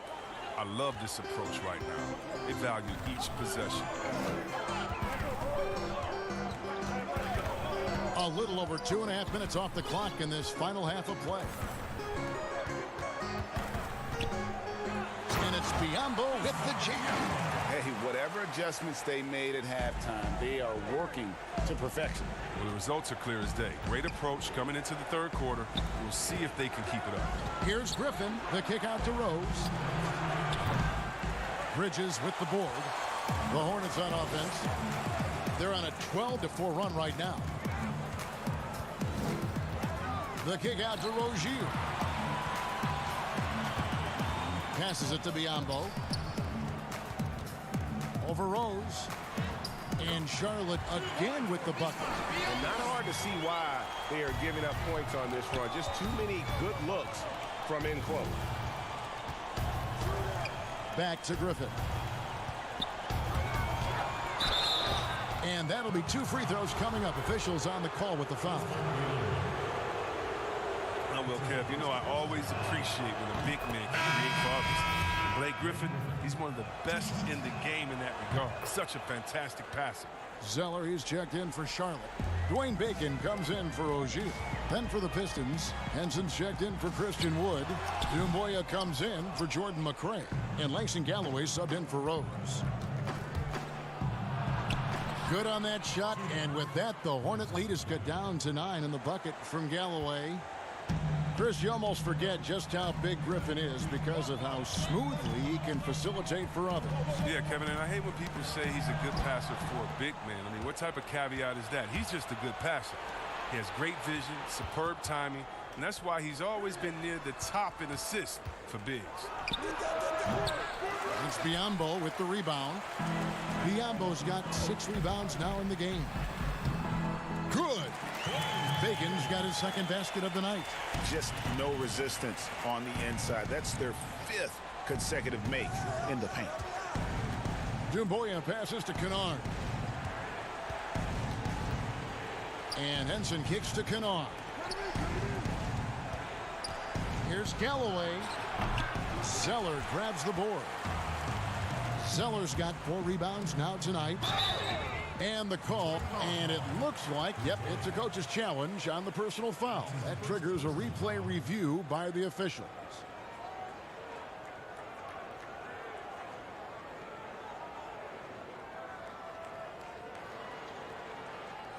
And I think when it comes to some of the more difficult calls to make, personal fouls can be tough. The action is so fast that it's really tough to catch everything in real time. The wonders of technology, Greg. We've seen replay reviews so effectively, and involving the coaches by being able now to challenge like this is something a lot of people have been hoping for. And the announcement on the review is that the foul was called in error. So they have determined, Greg, to overrule the original call. And guys, this is what it's all about, getting the call right. And I think in this case, the video review showed that while it was a tough call to make on the floor, they got it right with the review. And the activity he shows around the rim is why he is such a respected defender. Yeah, you can see why he's established that reputation. Strong understanding of how to defend at the rim. And so it's the Charlotte Hornets looking at a 13-point lead heading into the next quarter. And we'll see if they can keep up their tremendous shooting they've been dialed in so far from the field. We'll take a quick break and then back to the action here. How about a look at today's State Farm assist of the game? Yeah, an easy choice tonight. Look at the precision on this pass. Put it on a platter for him. Yeah, he put it on a platter, and it was served cold. Now, I love the poise, the decisiveness. This is how you run an offense. And we reach the fourth quarter in a game that may be already out of hand. Inside, Cody Zeller and Bismack Biyombo. Then it's Bridges, and it's Bacon in at the shooting guard. So that's the group out there for Charlotte. Chris, this is a specialty of yours. Which current bigs are best at finishing contested shots right at the rim? Oh, well, I'll tell you this, the best big in the league last year, averaging 17 points, scoring in the paint, Giannis Antetokounmpo. Yes. I mean, he'll dunk on anybody, move out the way he finishes. What about Embiid inside? What about Gobert? What about Boogie Cousins? Should I continue? I can keep going because the big man is back, baby. Washington's checked in for the Hornets. Galloway kicks to Doumbouya. Back to Galloway. Free throw line jump shot. Buries the jump shot. Galloway has got 4 points in the quarter. You know, if you're only looking at the way he's played offensively, you think his team would have the lead. And the pass to Bridges. To the left wing. Pass to Graham. The three. The Hornets rebound. Zeller. And foul on the shot, so he'll get a chance at the line. And one thing that gives these scouts confidence in Zeller's ability to expand his shooting range is the fact that he's been a solid free throw shooter ever since he's entered this league. And the Hornets making a change here. Rozier's checked in. Then for the Pistons, Christian Wood comes in for Doumbouya. And Derrick Rose is subbed in for Langston Galloway. And now, yep, this will be a coach's challenge. We thought that might happen, triggering a review of the personal foul. And this is the time now where the officials can review in closer detail what constituted the original personal foul. Getting a different angle can sometimes make it a lot easier to determine. Greg, indeed, and the one thing with replay review is that when you see the slow motion replays, you really get a new appreciation for just the immense speed at which these players are moving and how fast the action really is and how hard it can be sometimes, you know, Greg, to make the right call. And the announcement on the review is that the foul was called in error. So they have determined, Greg, to overrule the original call. And guys, this is what it's all about, getting the call right. And I think in this case, the video review showed that while it was a tough call to make on the floor, they got it right with the review. And the call will be against Luke Kennard. That's foul number 2 for him. Inside. Zeller inside. Pass to Washington. Kevin, it's encouraging to see Griffin work hard on defense, wanting to make a difference and throw his man off. Here's Zeller. No good there. And Detroit the other way now. And there's the call on Cody Zeller. That's his first foul. Pistons trail by 13. Passes to Kennard. A little over 2.5 minutes have passed here in the fourth quarter. Snell finds Rose. Here's Wood. And again, it's the Pistons missing. The Hornets have gone just 33% from the field in the fourth quarter so far. They are 2 of 6. A nice shot by Zeller. Playing with great energy. Zeller has the speed to drive. And here's Griffin. He'll bring it up for the Detroit Pistons. And there's the pass to Kennard. Here's Snell from downtown. Again, the miss by the Pistons. And it's slammed in by Bridges. Late in the game, up big, they continue to attack. And it's not about running up the score. It's about closing the door or any kind of comeback. And that was the play to make. Rose making the right read. Out to the right wing. Here's Graham. That's good, and it's Rozier with the assist.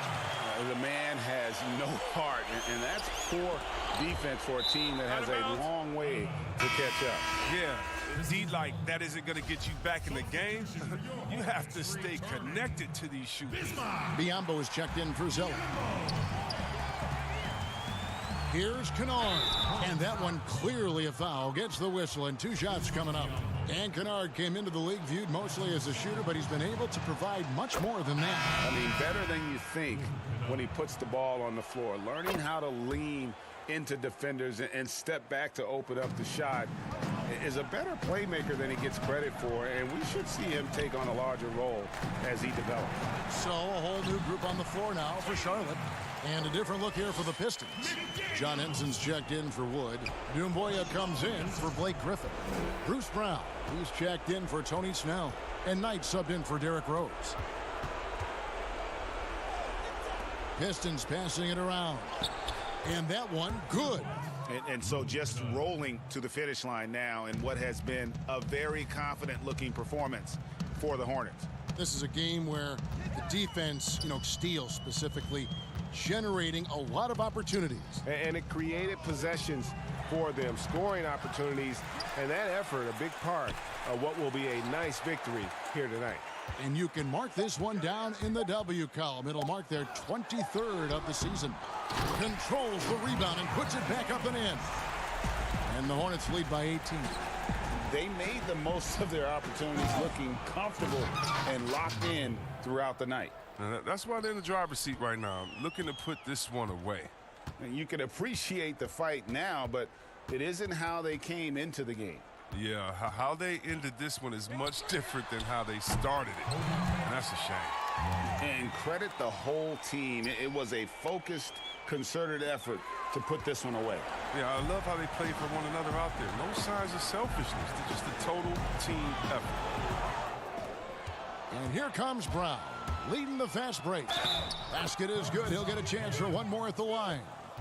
Well, so often we see this, transition buckets off turnovers. Well, Greg, this is why coaches preach ball security to their teams. That sequence right there. Washington passes to Bridges. And that's out of bounds. Charlotte will retain possession.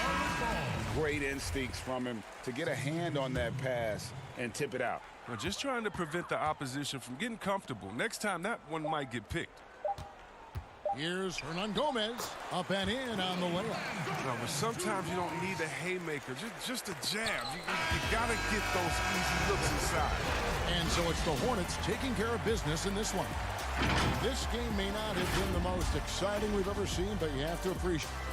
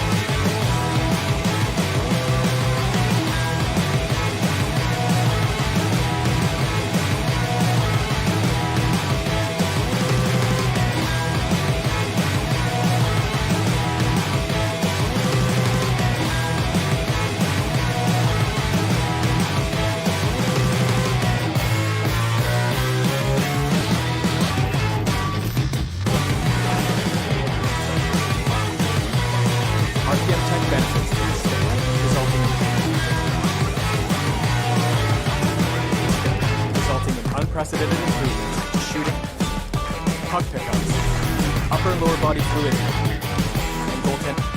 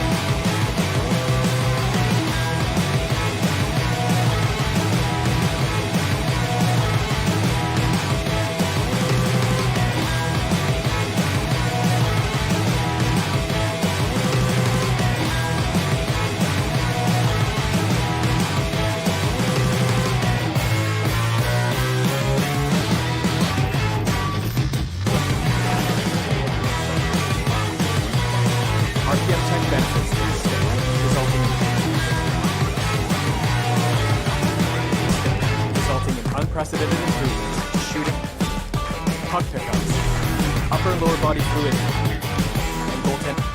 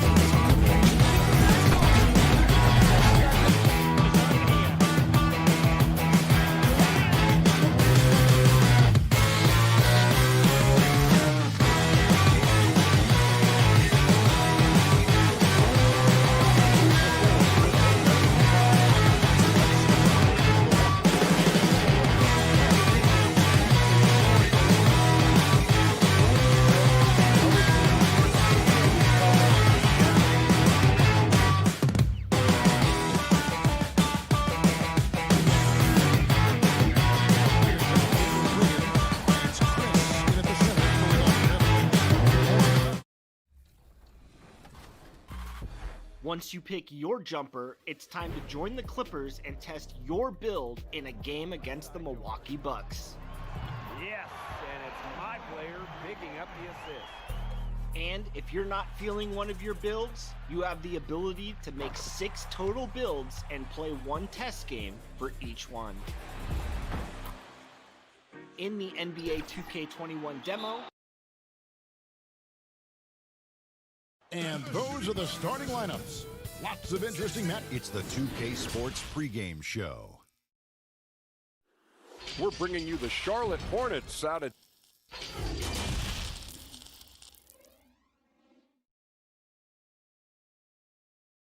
Hi, and welcome everyone here on 2K. And here's a look at some numbers for Beasley. And guys, how about the surge of offense he's experiencing right now? These last 5 games, he's been a machine at the offensive end. A different score than he had been earlier in the season. We'll find out if he can keep it going here tonight. And the starting lineup for the Timberwolves. Malik Beasley out there with Russell.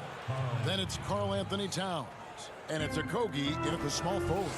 And for the Hornets, we've got Bismack Biyombo. Bridges out there with Washington. Then there's Terry Rozier.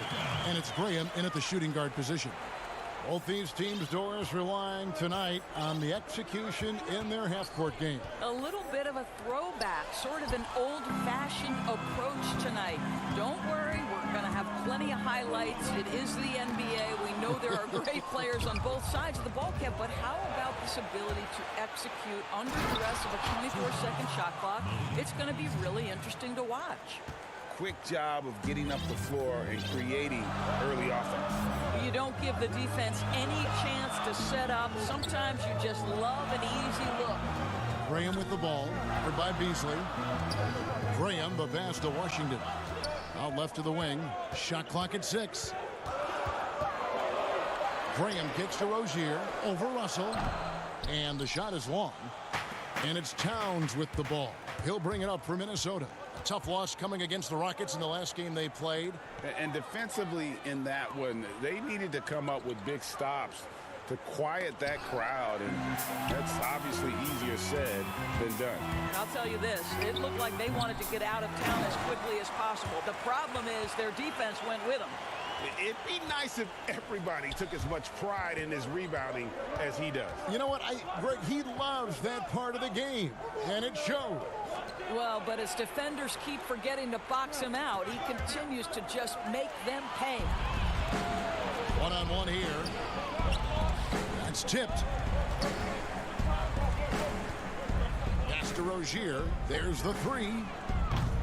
A shot off that time. Rozier's gone 1 of 3 from the field here. Over to the left wing.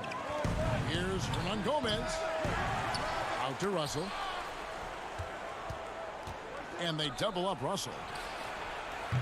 The Timberwolves again can't hit. Charlotte's gone 1 of 2 from long range in the first quarter. Bridges shot good. And solid at just cutting through the defense. Give Bridges a lane and he'll make you pay. I think one thing you have to love about the Timberwolves, their aggression on the offensive end. This is a team that has been top 10 in free throw attempts over the last 8 years. And when they get to the line, they do convert. Now, here is Hernan Gomez. He had an 18-point outing in their last game against the Rockets in Houston. The other thing I thought was big, guys, was the incredible night he had on the glass. No one wanted any part of him down there. Here's Graham after D'Angelo Russell's bucket. Graham, the pass to Rozier. Now the pass to Bridges. No good on the 3. And part of why the Wolves get to the line so much, they take a lot of 2-point shots. And that's a trade-off, right, Kev? We all know the analytics like the 3-point shot. They like restricted area 2s. But the best way to get to the line is to challenge the teeth of that defense. You can't do that from 25 feet away, guys. And Doris, last season, rookie Josh Okogie ended up contributing more than the franchise thought he would. Yeah, he was terrific as a 3-and-D player for the Wolves. This guy could end up being the steal of the draft, sort of in that Robert Covington mold. Now here's Zeller. You saw him with 10 points last game, and the shot goes in. Several lead changes going on here in the early portion of this game. Yeah, it reminds me of that cameo song, Back and Forth. There's 1:17 left to play here in the first. Pass to Okogie. He kicks to Culver. Pass to Reed from past the arc. Here's Layman. Batum with the steal. Here's Graham. Uses the glass to finish the layup. Yeah, another nice bucket down low. They've really been able to work the ball into the post effectively here so far. Now, here's Culver. He had a 12-point outing in their last game against the Rockets in Houston. The Timberwolves shooting their third free throw attempt of the game.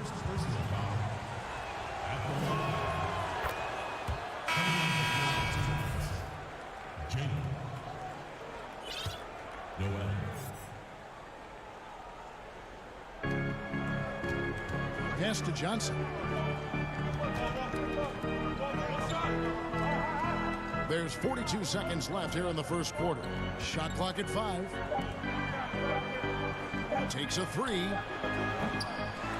Another miss by Minnesota. Charlotte in the lead. He lobs up the alley-oop pass. The Timberwolves made 3 free throws so far. Haven't missed any. And they've been ordinary on the season as well. Just about 75% from the line. 2 shots. That misses, so he splits the free throws. For Charlotte, they've gotten 5 of 10 shots to drop in this game so far. Right at the 50% mark. And it's out of bounds. The Hornets able to retain possession here. 17 seconds left to play in the first quarter. Washington passes to Batum. Count the basket. Those defenders just look a little bit gassed. I mean, they're getting pushed around on that low block. And it's blocked, but they recover it. Just 3 on the clock. Oh, and that one had the right spin on it, and it is good. Well, good vision from the inside and kicking it to the perimeter. A good close contest so far as we finish the first quarter. It's Charlotte. They lead by 1. And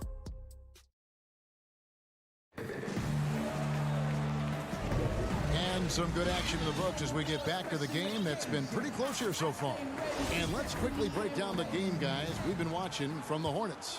Well, you can see these guys are unafraid to take chances defensively. Well, very disruptive in that first period. They never allowed the offense to get comfortable.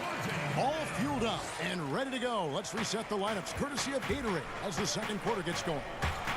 On the court for Minnesota, they've got James Johnson, Culver out there with Layman, and it's Reed in at the pivot, manning the middle. Here's Batum. His shot is good, making him a perfect 2 for 2 from the floor. Well, that's not the guy you want guarding him at the rim. Just too much of a differential in terms of size.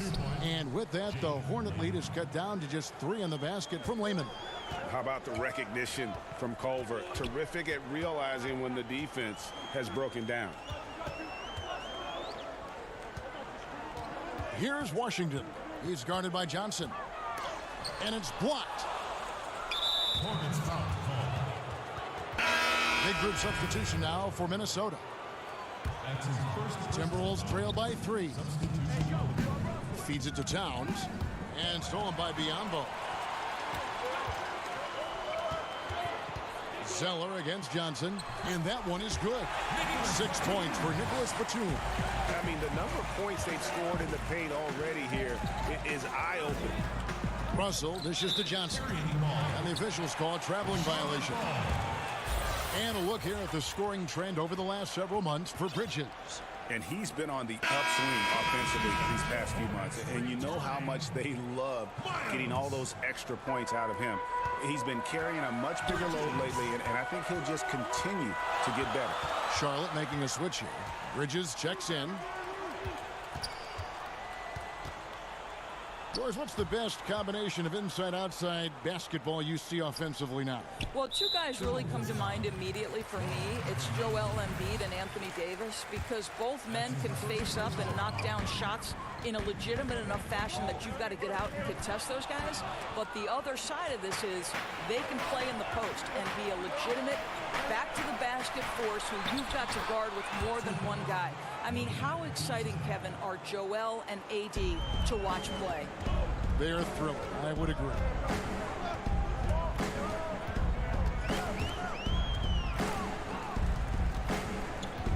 To the wing.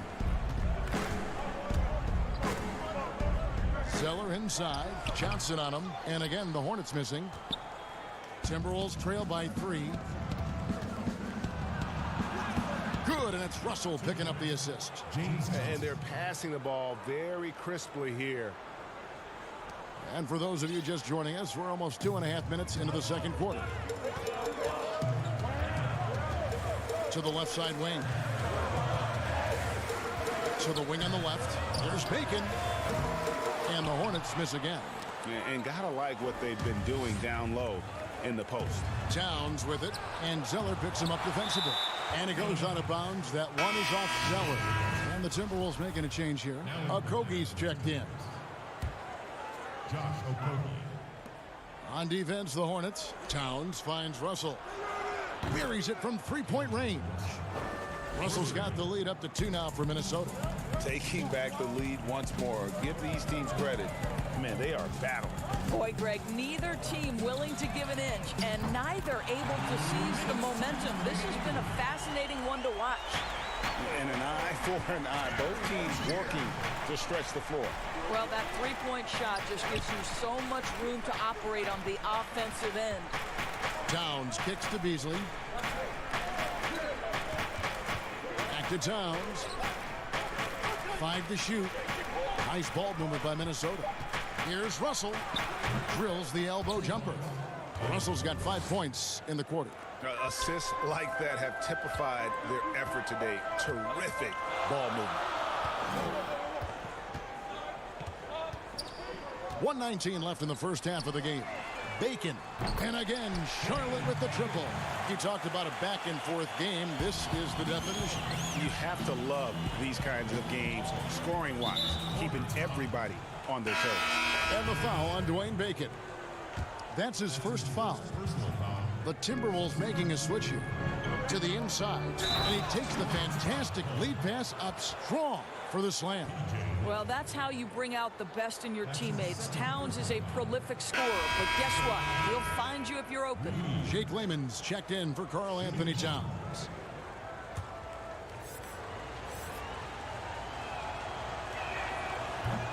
On the free throw, no good. There is no doubt that Karl Anthony Towns is the star of his team right now and in the future. I think, Kevin, for all the drama and all the turnover we have seen, the one constant has been Karl Anthony Towns' productivity. The question now for the team is, how do they build a title contender around him? Graham with the bucket. A little artistry in the painted area, converting against the size. Some guys just relish the challenge. Find a way, and he does.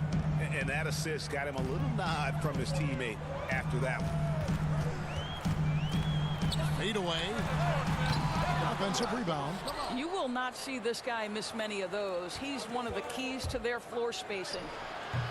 Culver's shot is off. And that is a textbook example of how to defend your rim. That boy, to have someone back there who can erase your mistakes, what a big-time asset defensively. Aggressive, just an attacker. Bridges wants the rock, especially near the rim. Here's Reed. And the rebound goes to the Hornets. I think this is a spot he has got to become more consistent from if you want to command the defender's respect. And out of bounds as the Timberwolves gain possession. Boy, not sure what happened on that one. Just an unforced error. For 3, Okogie. And no luck with that time on the buzzer beater. And I think Bridges has some real upside defensively. He's strong, athletic, and able to guard multiple. And a close game so far through the first 2 quarters as we reach halftime. Hornets lead by 4. We'll be back shortly live from Spectrum Center. And now, the 2K Sports Halftime Show. Hey again, everybody. The first quarter for the Hornets was fairly even. They were able to squeeze ahead by the end of the period.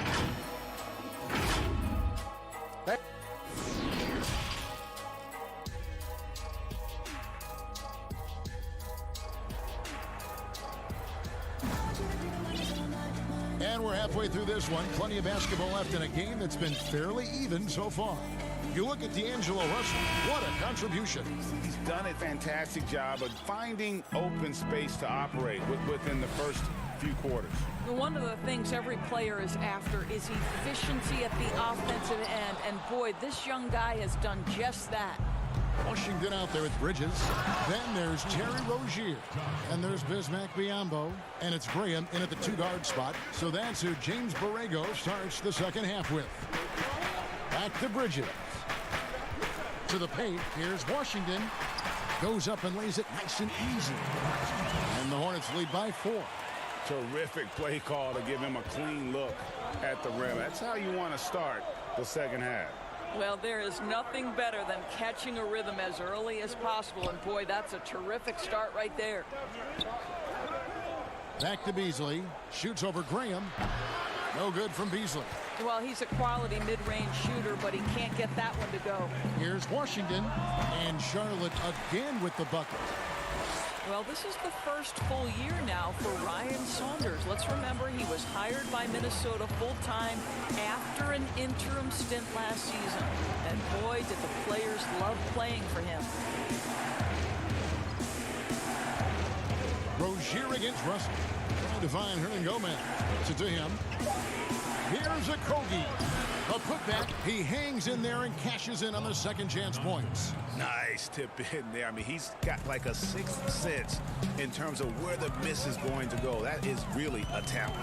Knocked away and stolen by Russell. Here's Hernan Gomez. He's usually able to provide some lift to his team, averaging 6 points a game. Towns, the pass to Beasley. It's Beasley on the wing. From outside, off the mark. And as we know, Doris, Ryan Saunders, the son of the late, great Minnesota legend, Flip Saunders. Well, certainly the family has history with the organization, but in no way did Ryan Saunders get the job due to name only. This guy proved he can get wins from this Minnesota roster last year. For Saunders, he's known as a player development guy, and the ability to handle superstars is part and parcel to the job. Good on the shot, and with that, the Charlotte lead is cut down now to just 4 in the basket from Hernan Gomez. A touch over 2.5 minutes of basketball played here in the third quarter. Well, when you've been struggling as he has, you love that your teammates have really stepped up and taken the challenge. Charlotte leading by 4. Here's Biyombo. And the dunk by Biyombo. Well, showing off that athleticism is Bismack Biyombo. That's an easy one. Beasley finds Towns. Out to Russell. Nice ball movement by Minnesota. Puts up a 3. Second shot opportunity. Hornets with the rebound. Boy, that's one he wishes he could have back, especially against soft defense. Takes it from 10. Again, the Hornets score. It really does make the game easy for your teammates when you can lead them to the rim that well with the pass. Beasley. And he takes it in for the layup off a very nice feed. Beasley's got 6. Boy, you have to like the vision from Karl Anthony Towns. He's got the kind of size necessary to see over the defense. Here's Biyombo. And Charlotte again with the bucket. Well, overall, they're the team getting the better looks here in this second half. And I think what's happening is they're getting their shots within the flow of their offense, and you can clearly see the difference. And you know what? One of the few bright spots in this game for them today. He's kept his edge even though they've been trailing. On the pass to Washington. Kicks to Biyombo. And he drops it in from the low post. Biyombo's got 6 points in the quarter. Well, there's a physicality that you've got to deal with when Bismack Biyombo is determined to finish. That's nice. And it's Russell missing. Charlotte leading by 7. Here's Rozier. And it's Russell with the rebound. Passes it to Hernan Gomez. Kicks it out to Beasley. Outside, Towns. Outside, Russell. Beasley for 3. The Hornets pull it in. Washington's got his 4th rebound with that last one here tonight. Boy, the wheels have definitely fallen off in this quarter. He cannot buy one. Just 2 seconds between shot clock and game clock. Shoots it up. It's rebounded by Towns. Towns has got his 7th rebound here tonight. Pushing it up.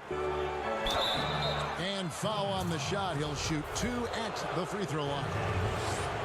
Well, he's got moves and counter moves inside. Towns makes the defender pick his poison.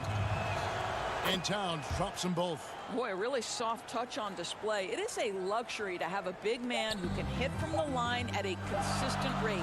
Here's Zeller, and it's good. But hold on, the officials may want to look at that one on the replay monitor. Well, we thought the third quarter was over, but it turns out the officials are going to review the play to see if he released the ball before the buzzer. And so it's Charlotte heading to the bench with a 7-point lead as we wrap up the quarter. They're feeling very confident, shooting the ball with great efficiency and dictating the pace. And we've got more NBA action on 2K Sports coming your way after this break. And a quick look now at the State Farm assist of the game. And he's always been the favorite to bag this honor. These kind of feeds are his bread and butter. Well, this is why, Greg, great point guard play is so critical in today's NBA, and you see it right there on display. And this is it. Glad to have you along for this fourth and final quarter. So on the floor for Minnesota, Layman is out there with James Johnson. Then it's Culver, and it's Reed in its center. And that one drops. And the Hornets lead by 7. Just impressed with the teamwork out there, setting the table for one another. Culver passes to Reed, drops in the layup for 2. Man, that's about the worst defense I can imagine a team playing coming down the stretch. You know, we talk about execution offensively coming down the stretch. To me, it's as important defensively, and they didn't have it. Washington passes to Rozier. And he gets the whistle. 2 free throws coming up. And with the 6'8" arm span, Terry Rozier, Doris, plays a lot bigger than his 6'1" height. Kevin, there is no doubt this is one of the outstanding rebounders from the guard position. He is an excellent defensive player. Scary Terry can hurt you on both ends of the floor. Culver dishes to Johnson. The layup missed. So Rozier will bring it up for Charlotte. 6-point lead. That one falls. And it's 8 points for Batum. You know, I really like this. Instead of putting his head down, Terry Rozier keeping his eyes up and finding his open teammate. Pass to Reed to the inside. Layman kicks to Johnson.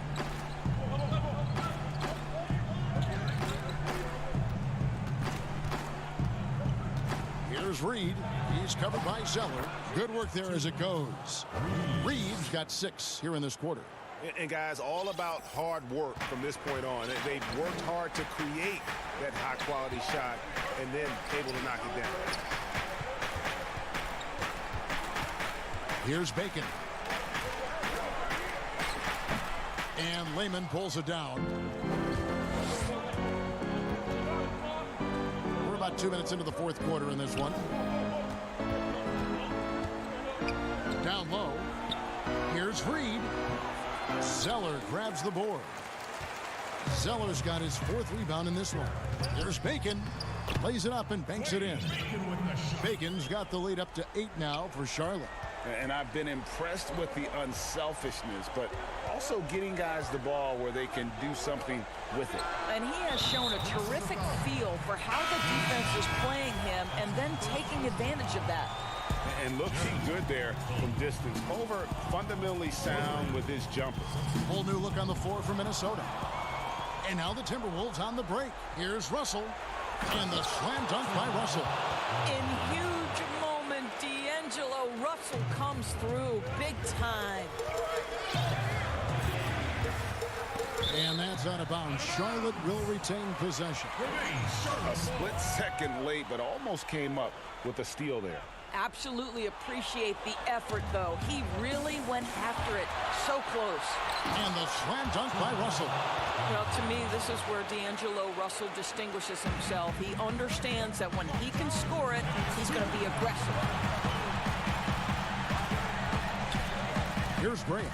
He's guarded by Russell. Pass to Bacon. Stolen away. And here's the fast break. Russell leading the way. And no good. Had a chance to take the lead there. It's all about the defense right there. Without that level of activity, he probably scores it.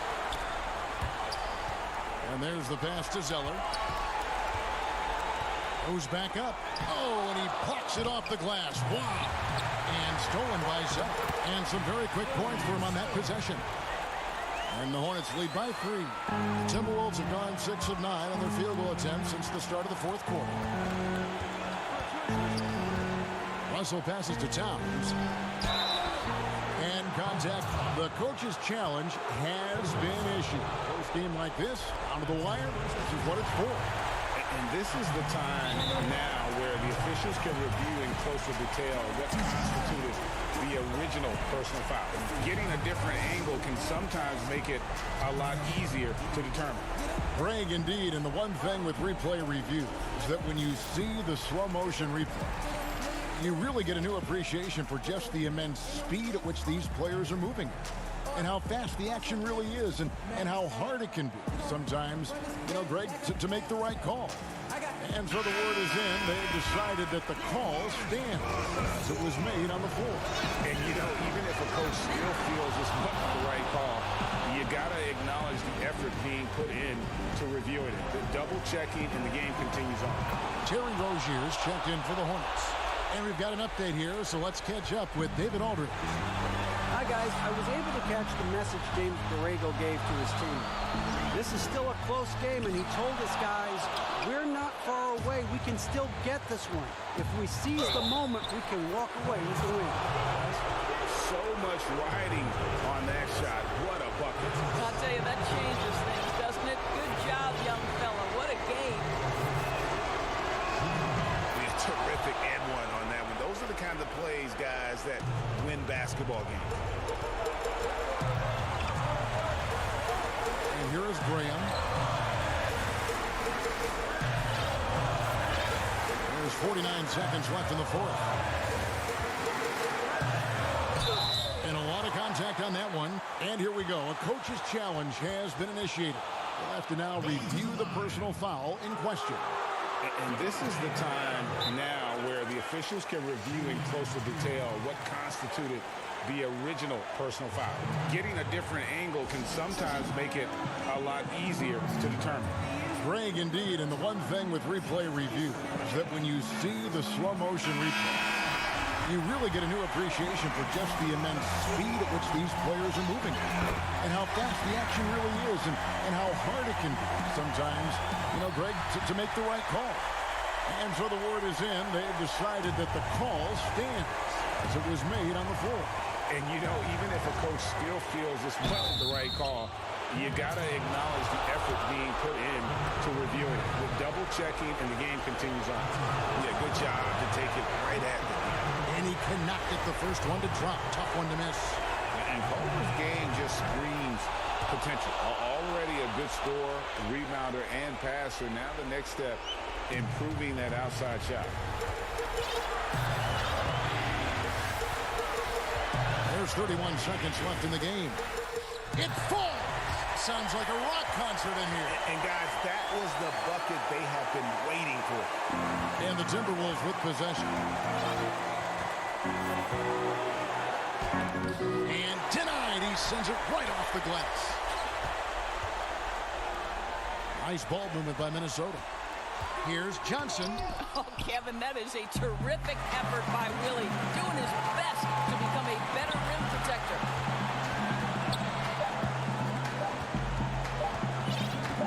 Outside Batum. So a close game sees Charlotte taking this one. What a show they put on here at home.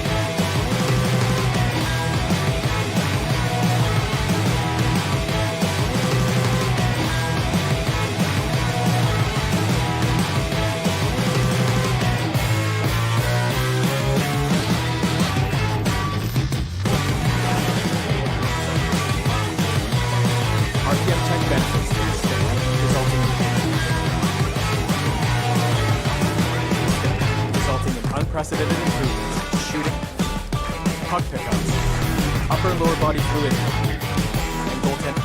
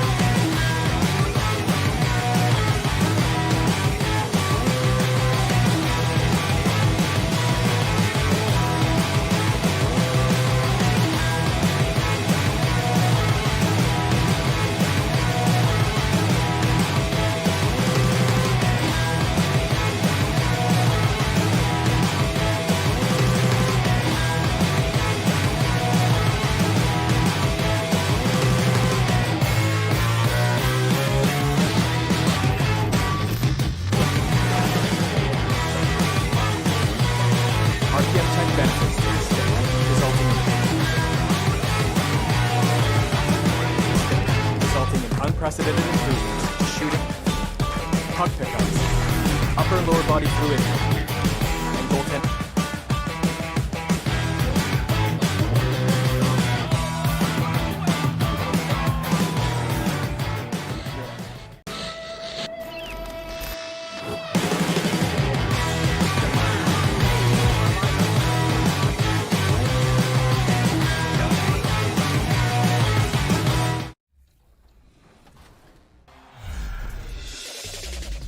Can't wait to get started in the NBA 2K21 demo, get my players started, and of course, all-time Lakers versus all-time Celtics.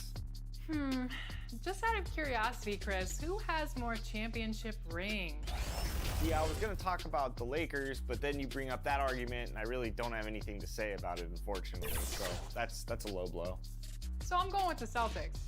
I'm going to go with the Lakers. It's on, Alexis. It's on. Let's go.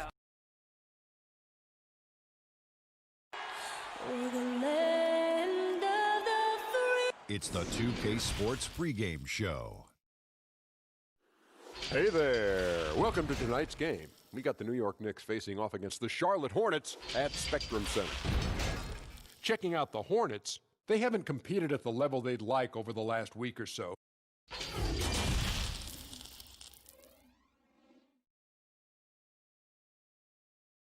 It's time for the NBA, live on 2K Sports.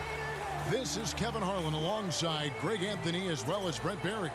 And we'll be catching up a bit from this. As we get a break in the action now, let's take a look at the East and how the teams are stacking up. Take a look at the Hornets. They would be at the golf course if the playoffs happened today, looking to make a final push. And, of course, the Knicks, 2 spots down. Well, I think for New York, they're going to stumble towards the finish line this season with the playoffs nowhere near a possibility. And you have to wonder just how different this team will look next season, from players to possibly coaches, maybe every level of the organization. So a look at our starters for the Knicks. They've got Taj Gibson. Peyton is out there with Barrett. Then there's Mo Harkless. And it's Randall in at the power forward position. And for the Hornets, Washington out there with Bismack Biyombo. Then it's Bridges. Then there's Terry Rozier. And it's Graham in at the 2 spot. Washington, that's good. Brent, at this point, perennial contenders sometimes coast to the final games of the regular season. Any danger that they can't hit that right button or flip the switch and get back into gear? When you hear analysts say that the playoffs are all about matchups, they are exactly right. You and I talked about this, Kevin, several years ago about the time. Going into the playoffs, teams don't have to be hot. You don't have to be 10-2 in the last 12 games for your playoffs, because all of a sudden, if you're matched up against a team that's owned you all year long, your chances of winning that series are very, very slim. So it becomes just let's get in and let's find out who we're playing, and then we'll get to work. The Knicks shooting their first free throw of the night here. 7th pick in the 2014 NBA draft. The interesting thing about Randall is he falls into that category as a tweener, maybe not a 3-man or a 4-man, but over the course of his career, he's decided to improve his outside shooting, become a threat driving to the basket, and now finding a home offensively in the NBA. You wonder how much further he can go if he could expand to the 3-point line. Julius Randle's going to be in this league for a long time. Changing ends quickly, he's rewarded with a high percentage look. Yeah, the defense trying to do their best to slow him down, but when he gets room like that, you got to look out. Washington passes to Biyombo, and it's Biyombo with the jam. Yeah, undersized guys with athleticism do these kind of things, playing above the rim. Love to see him get up like that. No one near Randall as he lets it go. And there's another one for the Knicks. And the story here, Kevin, early on is how well they've shot the basketball. Passes it to Biyombo.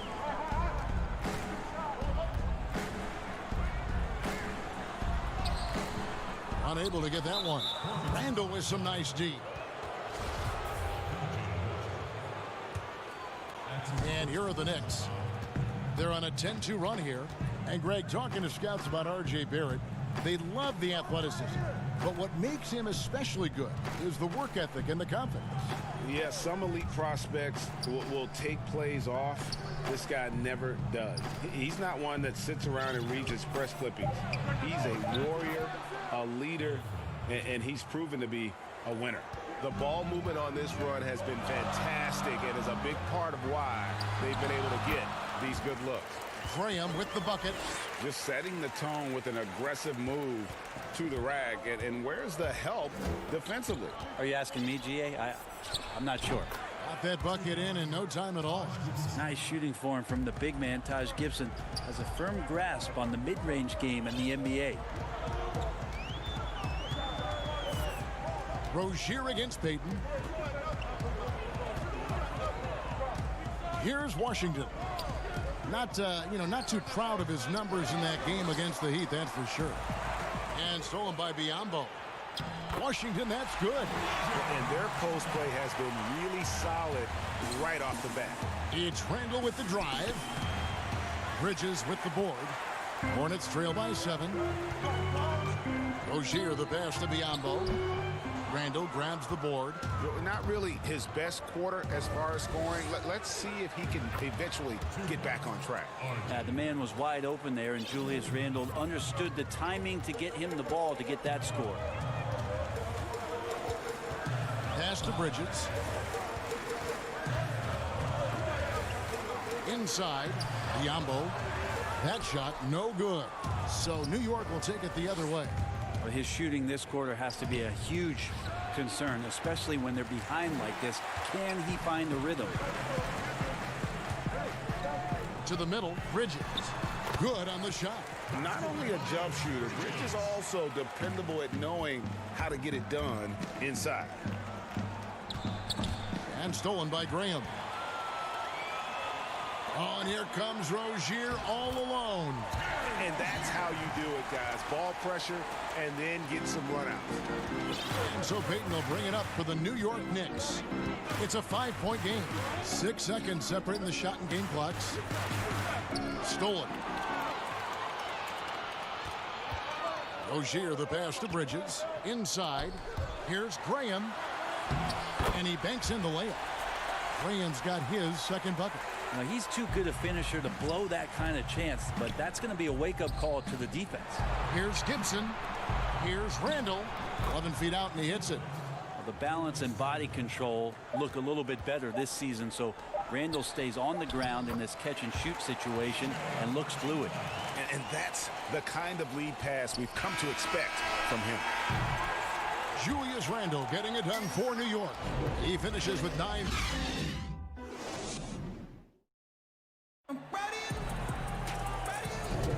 And it's been a pretty even game here after 1 quarter of play. And guys, what's your take on the Knicks so far? Boy, their offense looks really good when everyone's in sync. Terrific first quarter. Yeah, couldn't ask for a better one right now. Just a complete rhythm by all the guys who got some minutes. Wonderful start. Here are the 5 New York has to start here in the second. They've got Knox. Portis is out there with Mitchell Robinson. Then there's Reggie Bullock, and it's Ntilikina in at the 1 spot. Batum brings length and a versatile game to his spot on the wing, and his defense always a big asset for this team. He's the kind of player that everybody needs to have out there, kind of a glue guy. Out left to the wing. Bridges dishes to Batum. That doesn't go in. Had a chance, though, to take the lead. The Knicks shooting wonderfully up to this point, 67%. Well, the big story from the Knicks last season was the surprise trade that sent Porzingis to Dallas. Shook up the entire roster. Well, never easy to trade a franchise player, but there was some rumblings that maybe Porzingis was not going to stay there long term. And a surprise deal made last year as Porzingis exited New York for Dallas. So the next opportunity for them was draft and free agency, and to try to get as flexible as they possibly could be for the next few years. And keeping us updated from the sideline, let's swing it over to David Aldridge. Well, we all know that circumstances and time changes everything. In Dallas, Dennis Smith Jr. thought he was going to be the cornerstone. But with the arrival of Luka Doncic, everything changed. A promising point guard was traded to the Knicks, and Smith said it was important. It's a big opportunity, and I've just got to make the most of it. But Kevin, we know one thing in New York, the ball is back in Smith's hands. And D.A., that's when he is at his best. Thank you. Bullock, good. Pretty sweet pass there as Knox showing his ability to read the floor. And the shot goes down. They are just killing them on the interior. New York's gone 3 of 3 from three-point land here tonight. First shot, first basket. He's out of the blocks fast. I love the ball movement there. He put that on a silver platter. Just served him up. Rozier, the pass to Bacon.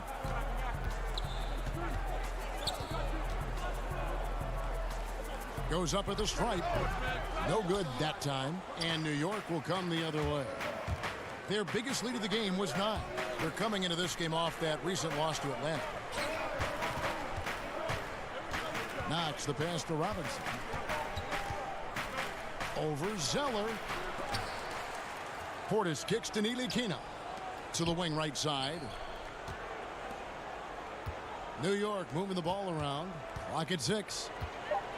New York needs to get off a shot. Portis can't get it to go. Hornets trail by 3. And the former Razorback, Bobby Portis, took a few years to find his spot in the NBA. Now he does produce. And great big man to bring in off the bench. Good size and quickness combination, and will always give you scoring with that second unit. And the movement to bring the NBA back to Seattle, the Pacific Northwest. Brent, you played there half a decade. I know you've got fond memories. how much does that city love the NBA? The Seattle fans are incredible and knowledgeable. Yes, and how much longer do we have to keep talking about how we want a team in Seattle? One of the great cities in this country. A fantastic place to play, to live, and the city is starved to get the Sonics back up there in the green and gold. And they'll support them. Oh, there's no question about it. So the time is ticking, and everybody's excited about the opportunity in the near future for the team to return. To the inside, the pass to Bullock. Pulls up from the corner. Bridges with the board. Bridges has got his 5th rebound right now in the game. Something that's kept this game close is the fact that the rebound stats for both teams are almost identical. All the officials are all over that one. For Charlotte, they have made 2 of their previous 3 free throws in today's game. And 75% on the season as a unit from the free throw line. And the Hornets making a change here. Washington's checked in. And then for New York, Barrett comes in for Reggie Bullock. And it's Payton in for Ntilikina. Barrett the pass to Ellington. Down low. And the layup falls. 7 points for R.J. Barrett. Making plays in traffic. This is where Barrett's most effective. Kicks it to Graham. No good on that one. Great D that time from Portis. To the paint. Here's Zeller. And the dunk by Zeller. That's a stomach punch, guys. Turn it over and give him a free run to the bucket. Oh, you're so right. No question who has the momentum now. Execution with pace. That's a bad turnover that simply was telegraphed. Barrett wide open. He fires. Good, and the assist goes to Robinson. And that's now 10 points for R.J. Barrett. To the middle. Here's Washington. And the layup's good off the glass. And the Hornets lead by 1. And defensively, guys, they've been unable to shut down the middle. Ellington dishes to Payton. Inside, here's Portis. Laid in with a nice touch off the glass. You risk getting torched when somebody's open. Payton's skilled enough to find the open man. Graham kicks to Zeller. Over Robinson. A second chance effort. Some solid defense from Robinson. That is some tough defense there against one of the better finishers in our game. And that's it for the first half of action. What's been a very close game here. New York ahead. They're up by 1. All right, thank you, David. And folks, don't go away after the break. We'll see you right back here for the start of the 2K Sports Halftime Show. Hey, folks, welcome back. Ernie, New York was looking great right away. Tenacious on both ends of the floor. They took command. Thanks for joining.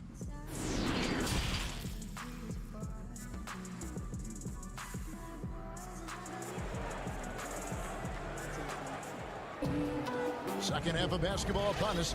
We may be in for an exciting finish based on how close of a game it's been so far. You know, R.J. Barrett has been exceptional here, guys. Really impressed with the shot selection through the first half. Just taking what he can get from the defense. Yeah, I'm thinking back to the first half and wondering, did he take a low percentage shot? Everything efficient. Washington out there with Bridges. And there's Bismack Biyombo. Then there's Terry Rozier. And it's Graham in a shooting guard. So that's who James Borrego starts the second half with. Guys, we're not through 3 quarters of play, but 6 lead changes already in this one. Yeah, competitive, and I think we all can agree that we thought this would be the type of game that would come down to the end. The Hornets trail. Now Bridges. He has 7. Dishes it to Biyombo. 6 to shoot.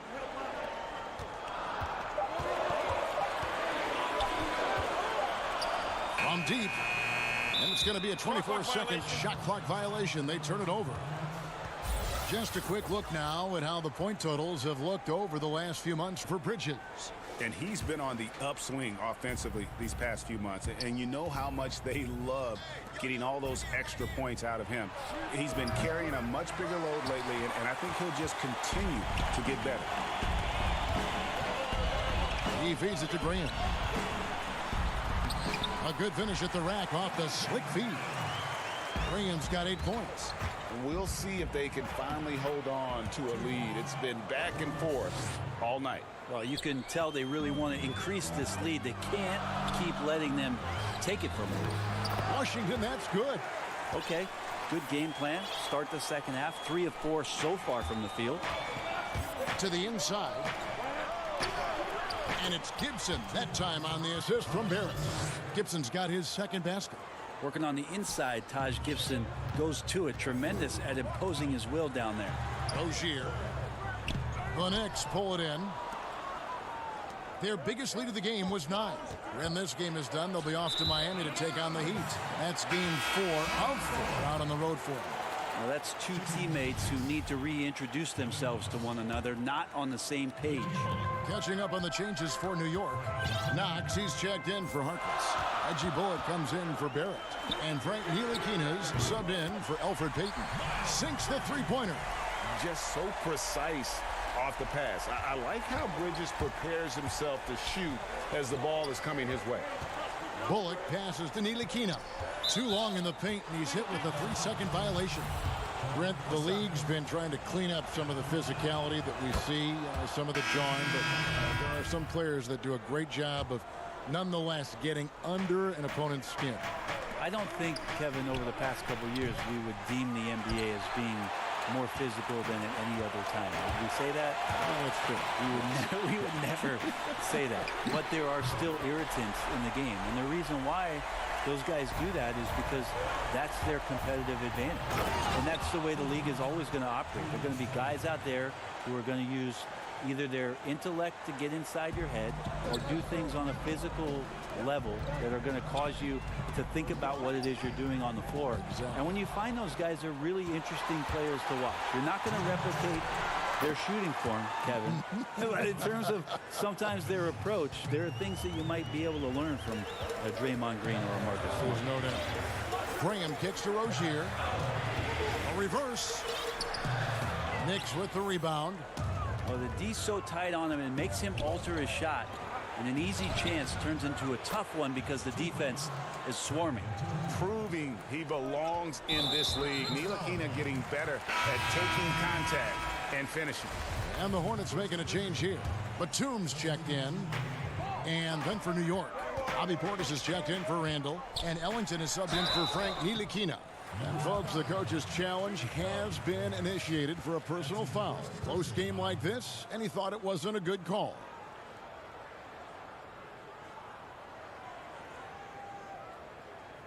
And this is the time now where the officials can review in closer detail what constituted the original personal foul. Getting a different angle can sometimes make it a lot easier to determine. Greg, indeed, and the one thing with replay review is that when you see the slow motion replays, you really get a new appreciation for just the immense speed at which these players are moving and how fast the action really is and how hard it can be sometimes, you know, Greg, to make the right call. And so the word is in. They've decided that the call stands as it was made on the floor. And, you know, even if a coach still feels this wasn't the right call, you got to acknowledge the effort being put in to reviewing it. Double checking, and the game continues on. Second half here. We're just over 3.5 minutes into it. And here is Ellington. Nothing yet on the scoreboard for him. Pass to Portis. Wow, you watched the defender, and it looked like he knew that was coming. He made a quick play on it to intercept the ball in the passing lane.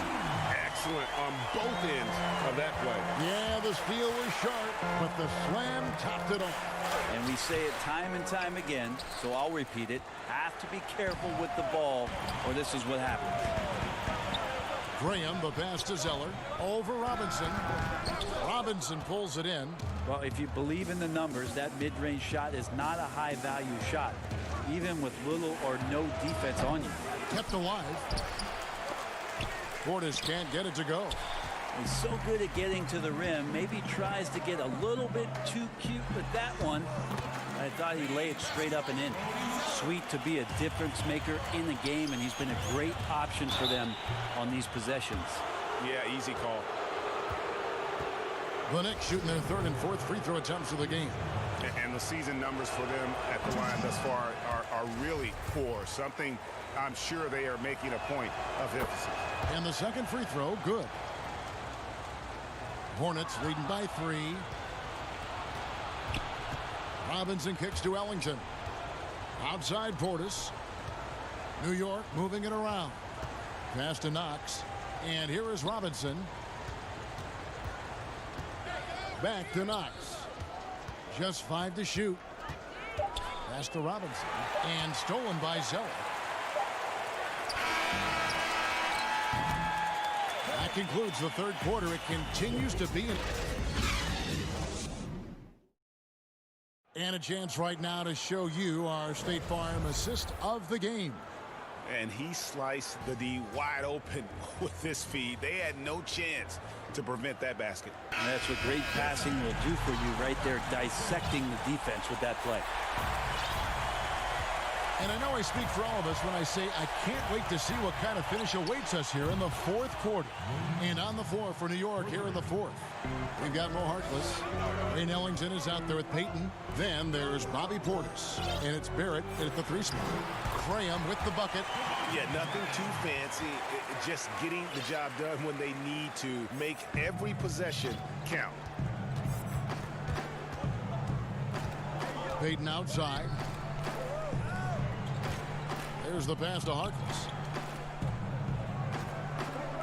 Back to Ellington. 6 on the shot clock. Here's Barrett. And trying for the go-ahead basket. It doesn't go in. Washington, that's good. Now it's a 4-point Hornets lead. And won't find many more games as entertaining as this one. No, this is about as high octane a game as you're going to find. To the left wing. Payton kicks to Ellington. Down low. Portis, the pass to Ellington. Now here's Payton. Beyond the arc. Batum grabs the miss. Yeah, the defense there in chill mode. We all know he can burn them from 3-point range. Graham with the bucket. Moving it around. 8 of their last 10 coming off assists. The shot's good. 14 points for R.J. Barrett. And this is Barrett at his best. Looking for a shot, being active on offense. Love it. Outside, Batum. Fires for 3. And no good. So New York will take it the other way. Ellington finds Portis. Tries again. Knocked loose. And it's out of bounds to New York. They'll retain possession. Miles Bridges, he's checked in for Charlotte. Taj Gibson's checked in for New York. Randall comes in for Wayne Ellington. 5 on the clock. Right side Gibson. Here's Barrett. Offensive rebound. Randall. And Randall throws it down. So active and understanding more and more with his experience where to be to get offensive rebounds is Julius Randle. And the call will be against Julius Randle. That is his first foul of the game. Terry Rozier's checked in for Nicholas Batum. For those just joining us, fourth quarter here, we're just over 2.5 minutes into it.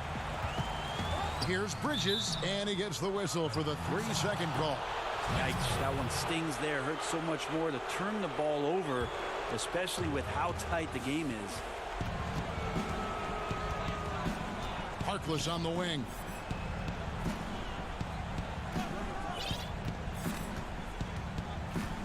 To tie it up. Randall. Great positioning on the putback. Randall's got the game tied up here for New York. How about Randall? Dependable big in a big moment. Here's Rozier. And he drops in the layup off the glass. And that's about the worst defense I can imagine a team playing coming down the stretch. Well, I hope there's one player on that team out there that has interest in winning this game. Right now, it doesn't look to be one. That is really good work there on the offensive glass. Here's Washington, covered by Payton. Here's Bridges, up again. It's rebounded by New York. And there's a whistle. That goes on Terry Rozier. That's foul number 2 for him. And the Hornets making a change here. Biombo's checked in. Rozier against Payton. Randle outside. Payton outside. New York moving it around. Outside Gibson. Shot clock at 6. Here's Harkless. 2 free throws coming up, and they call the shooting foul.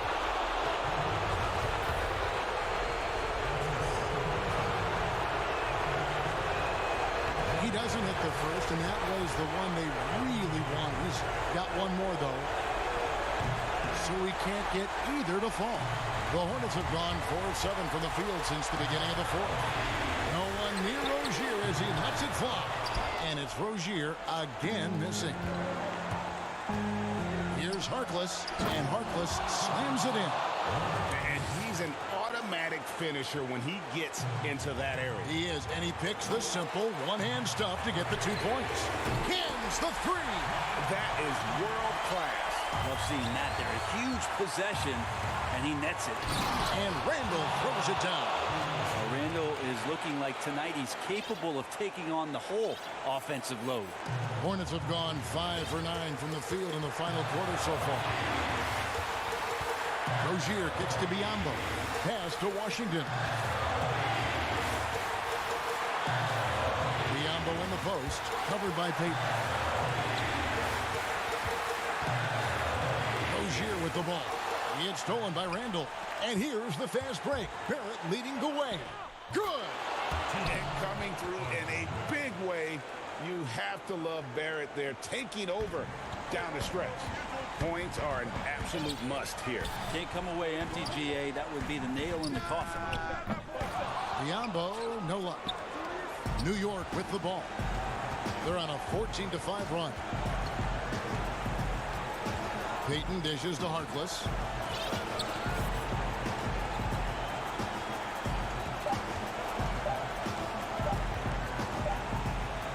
Deep. Off target. So a close game sees New York take this one. Thank you, David. Great interview once again. And that'll wrap it up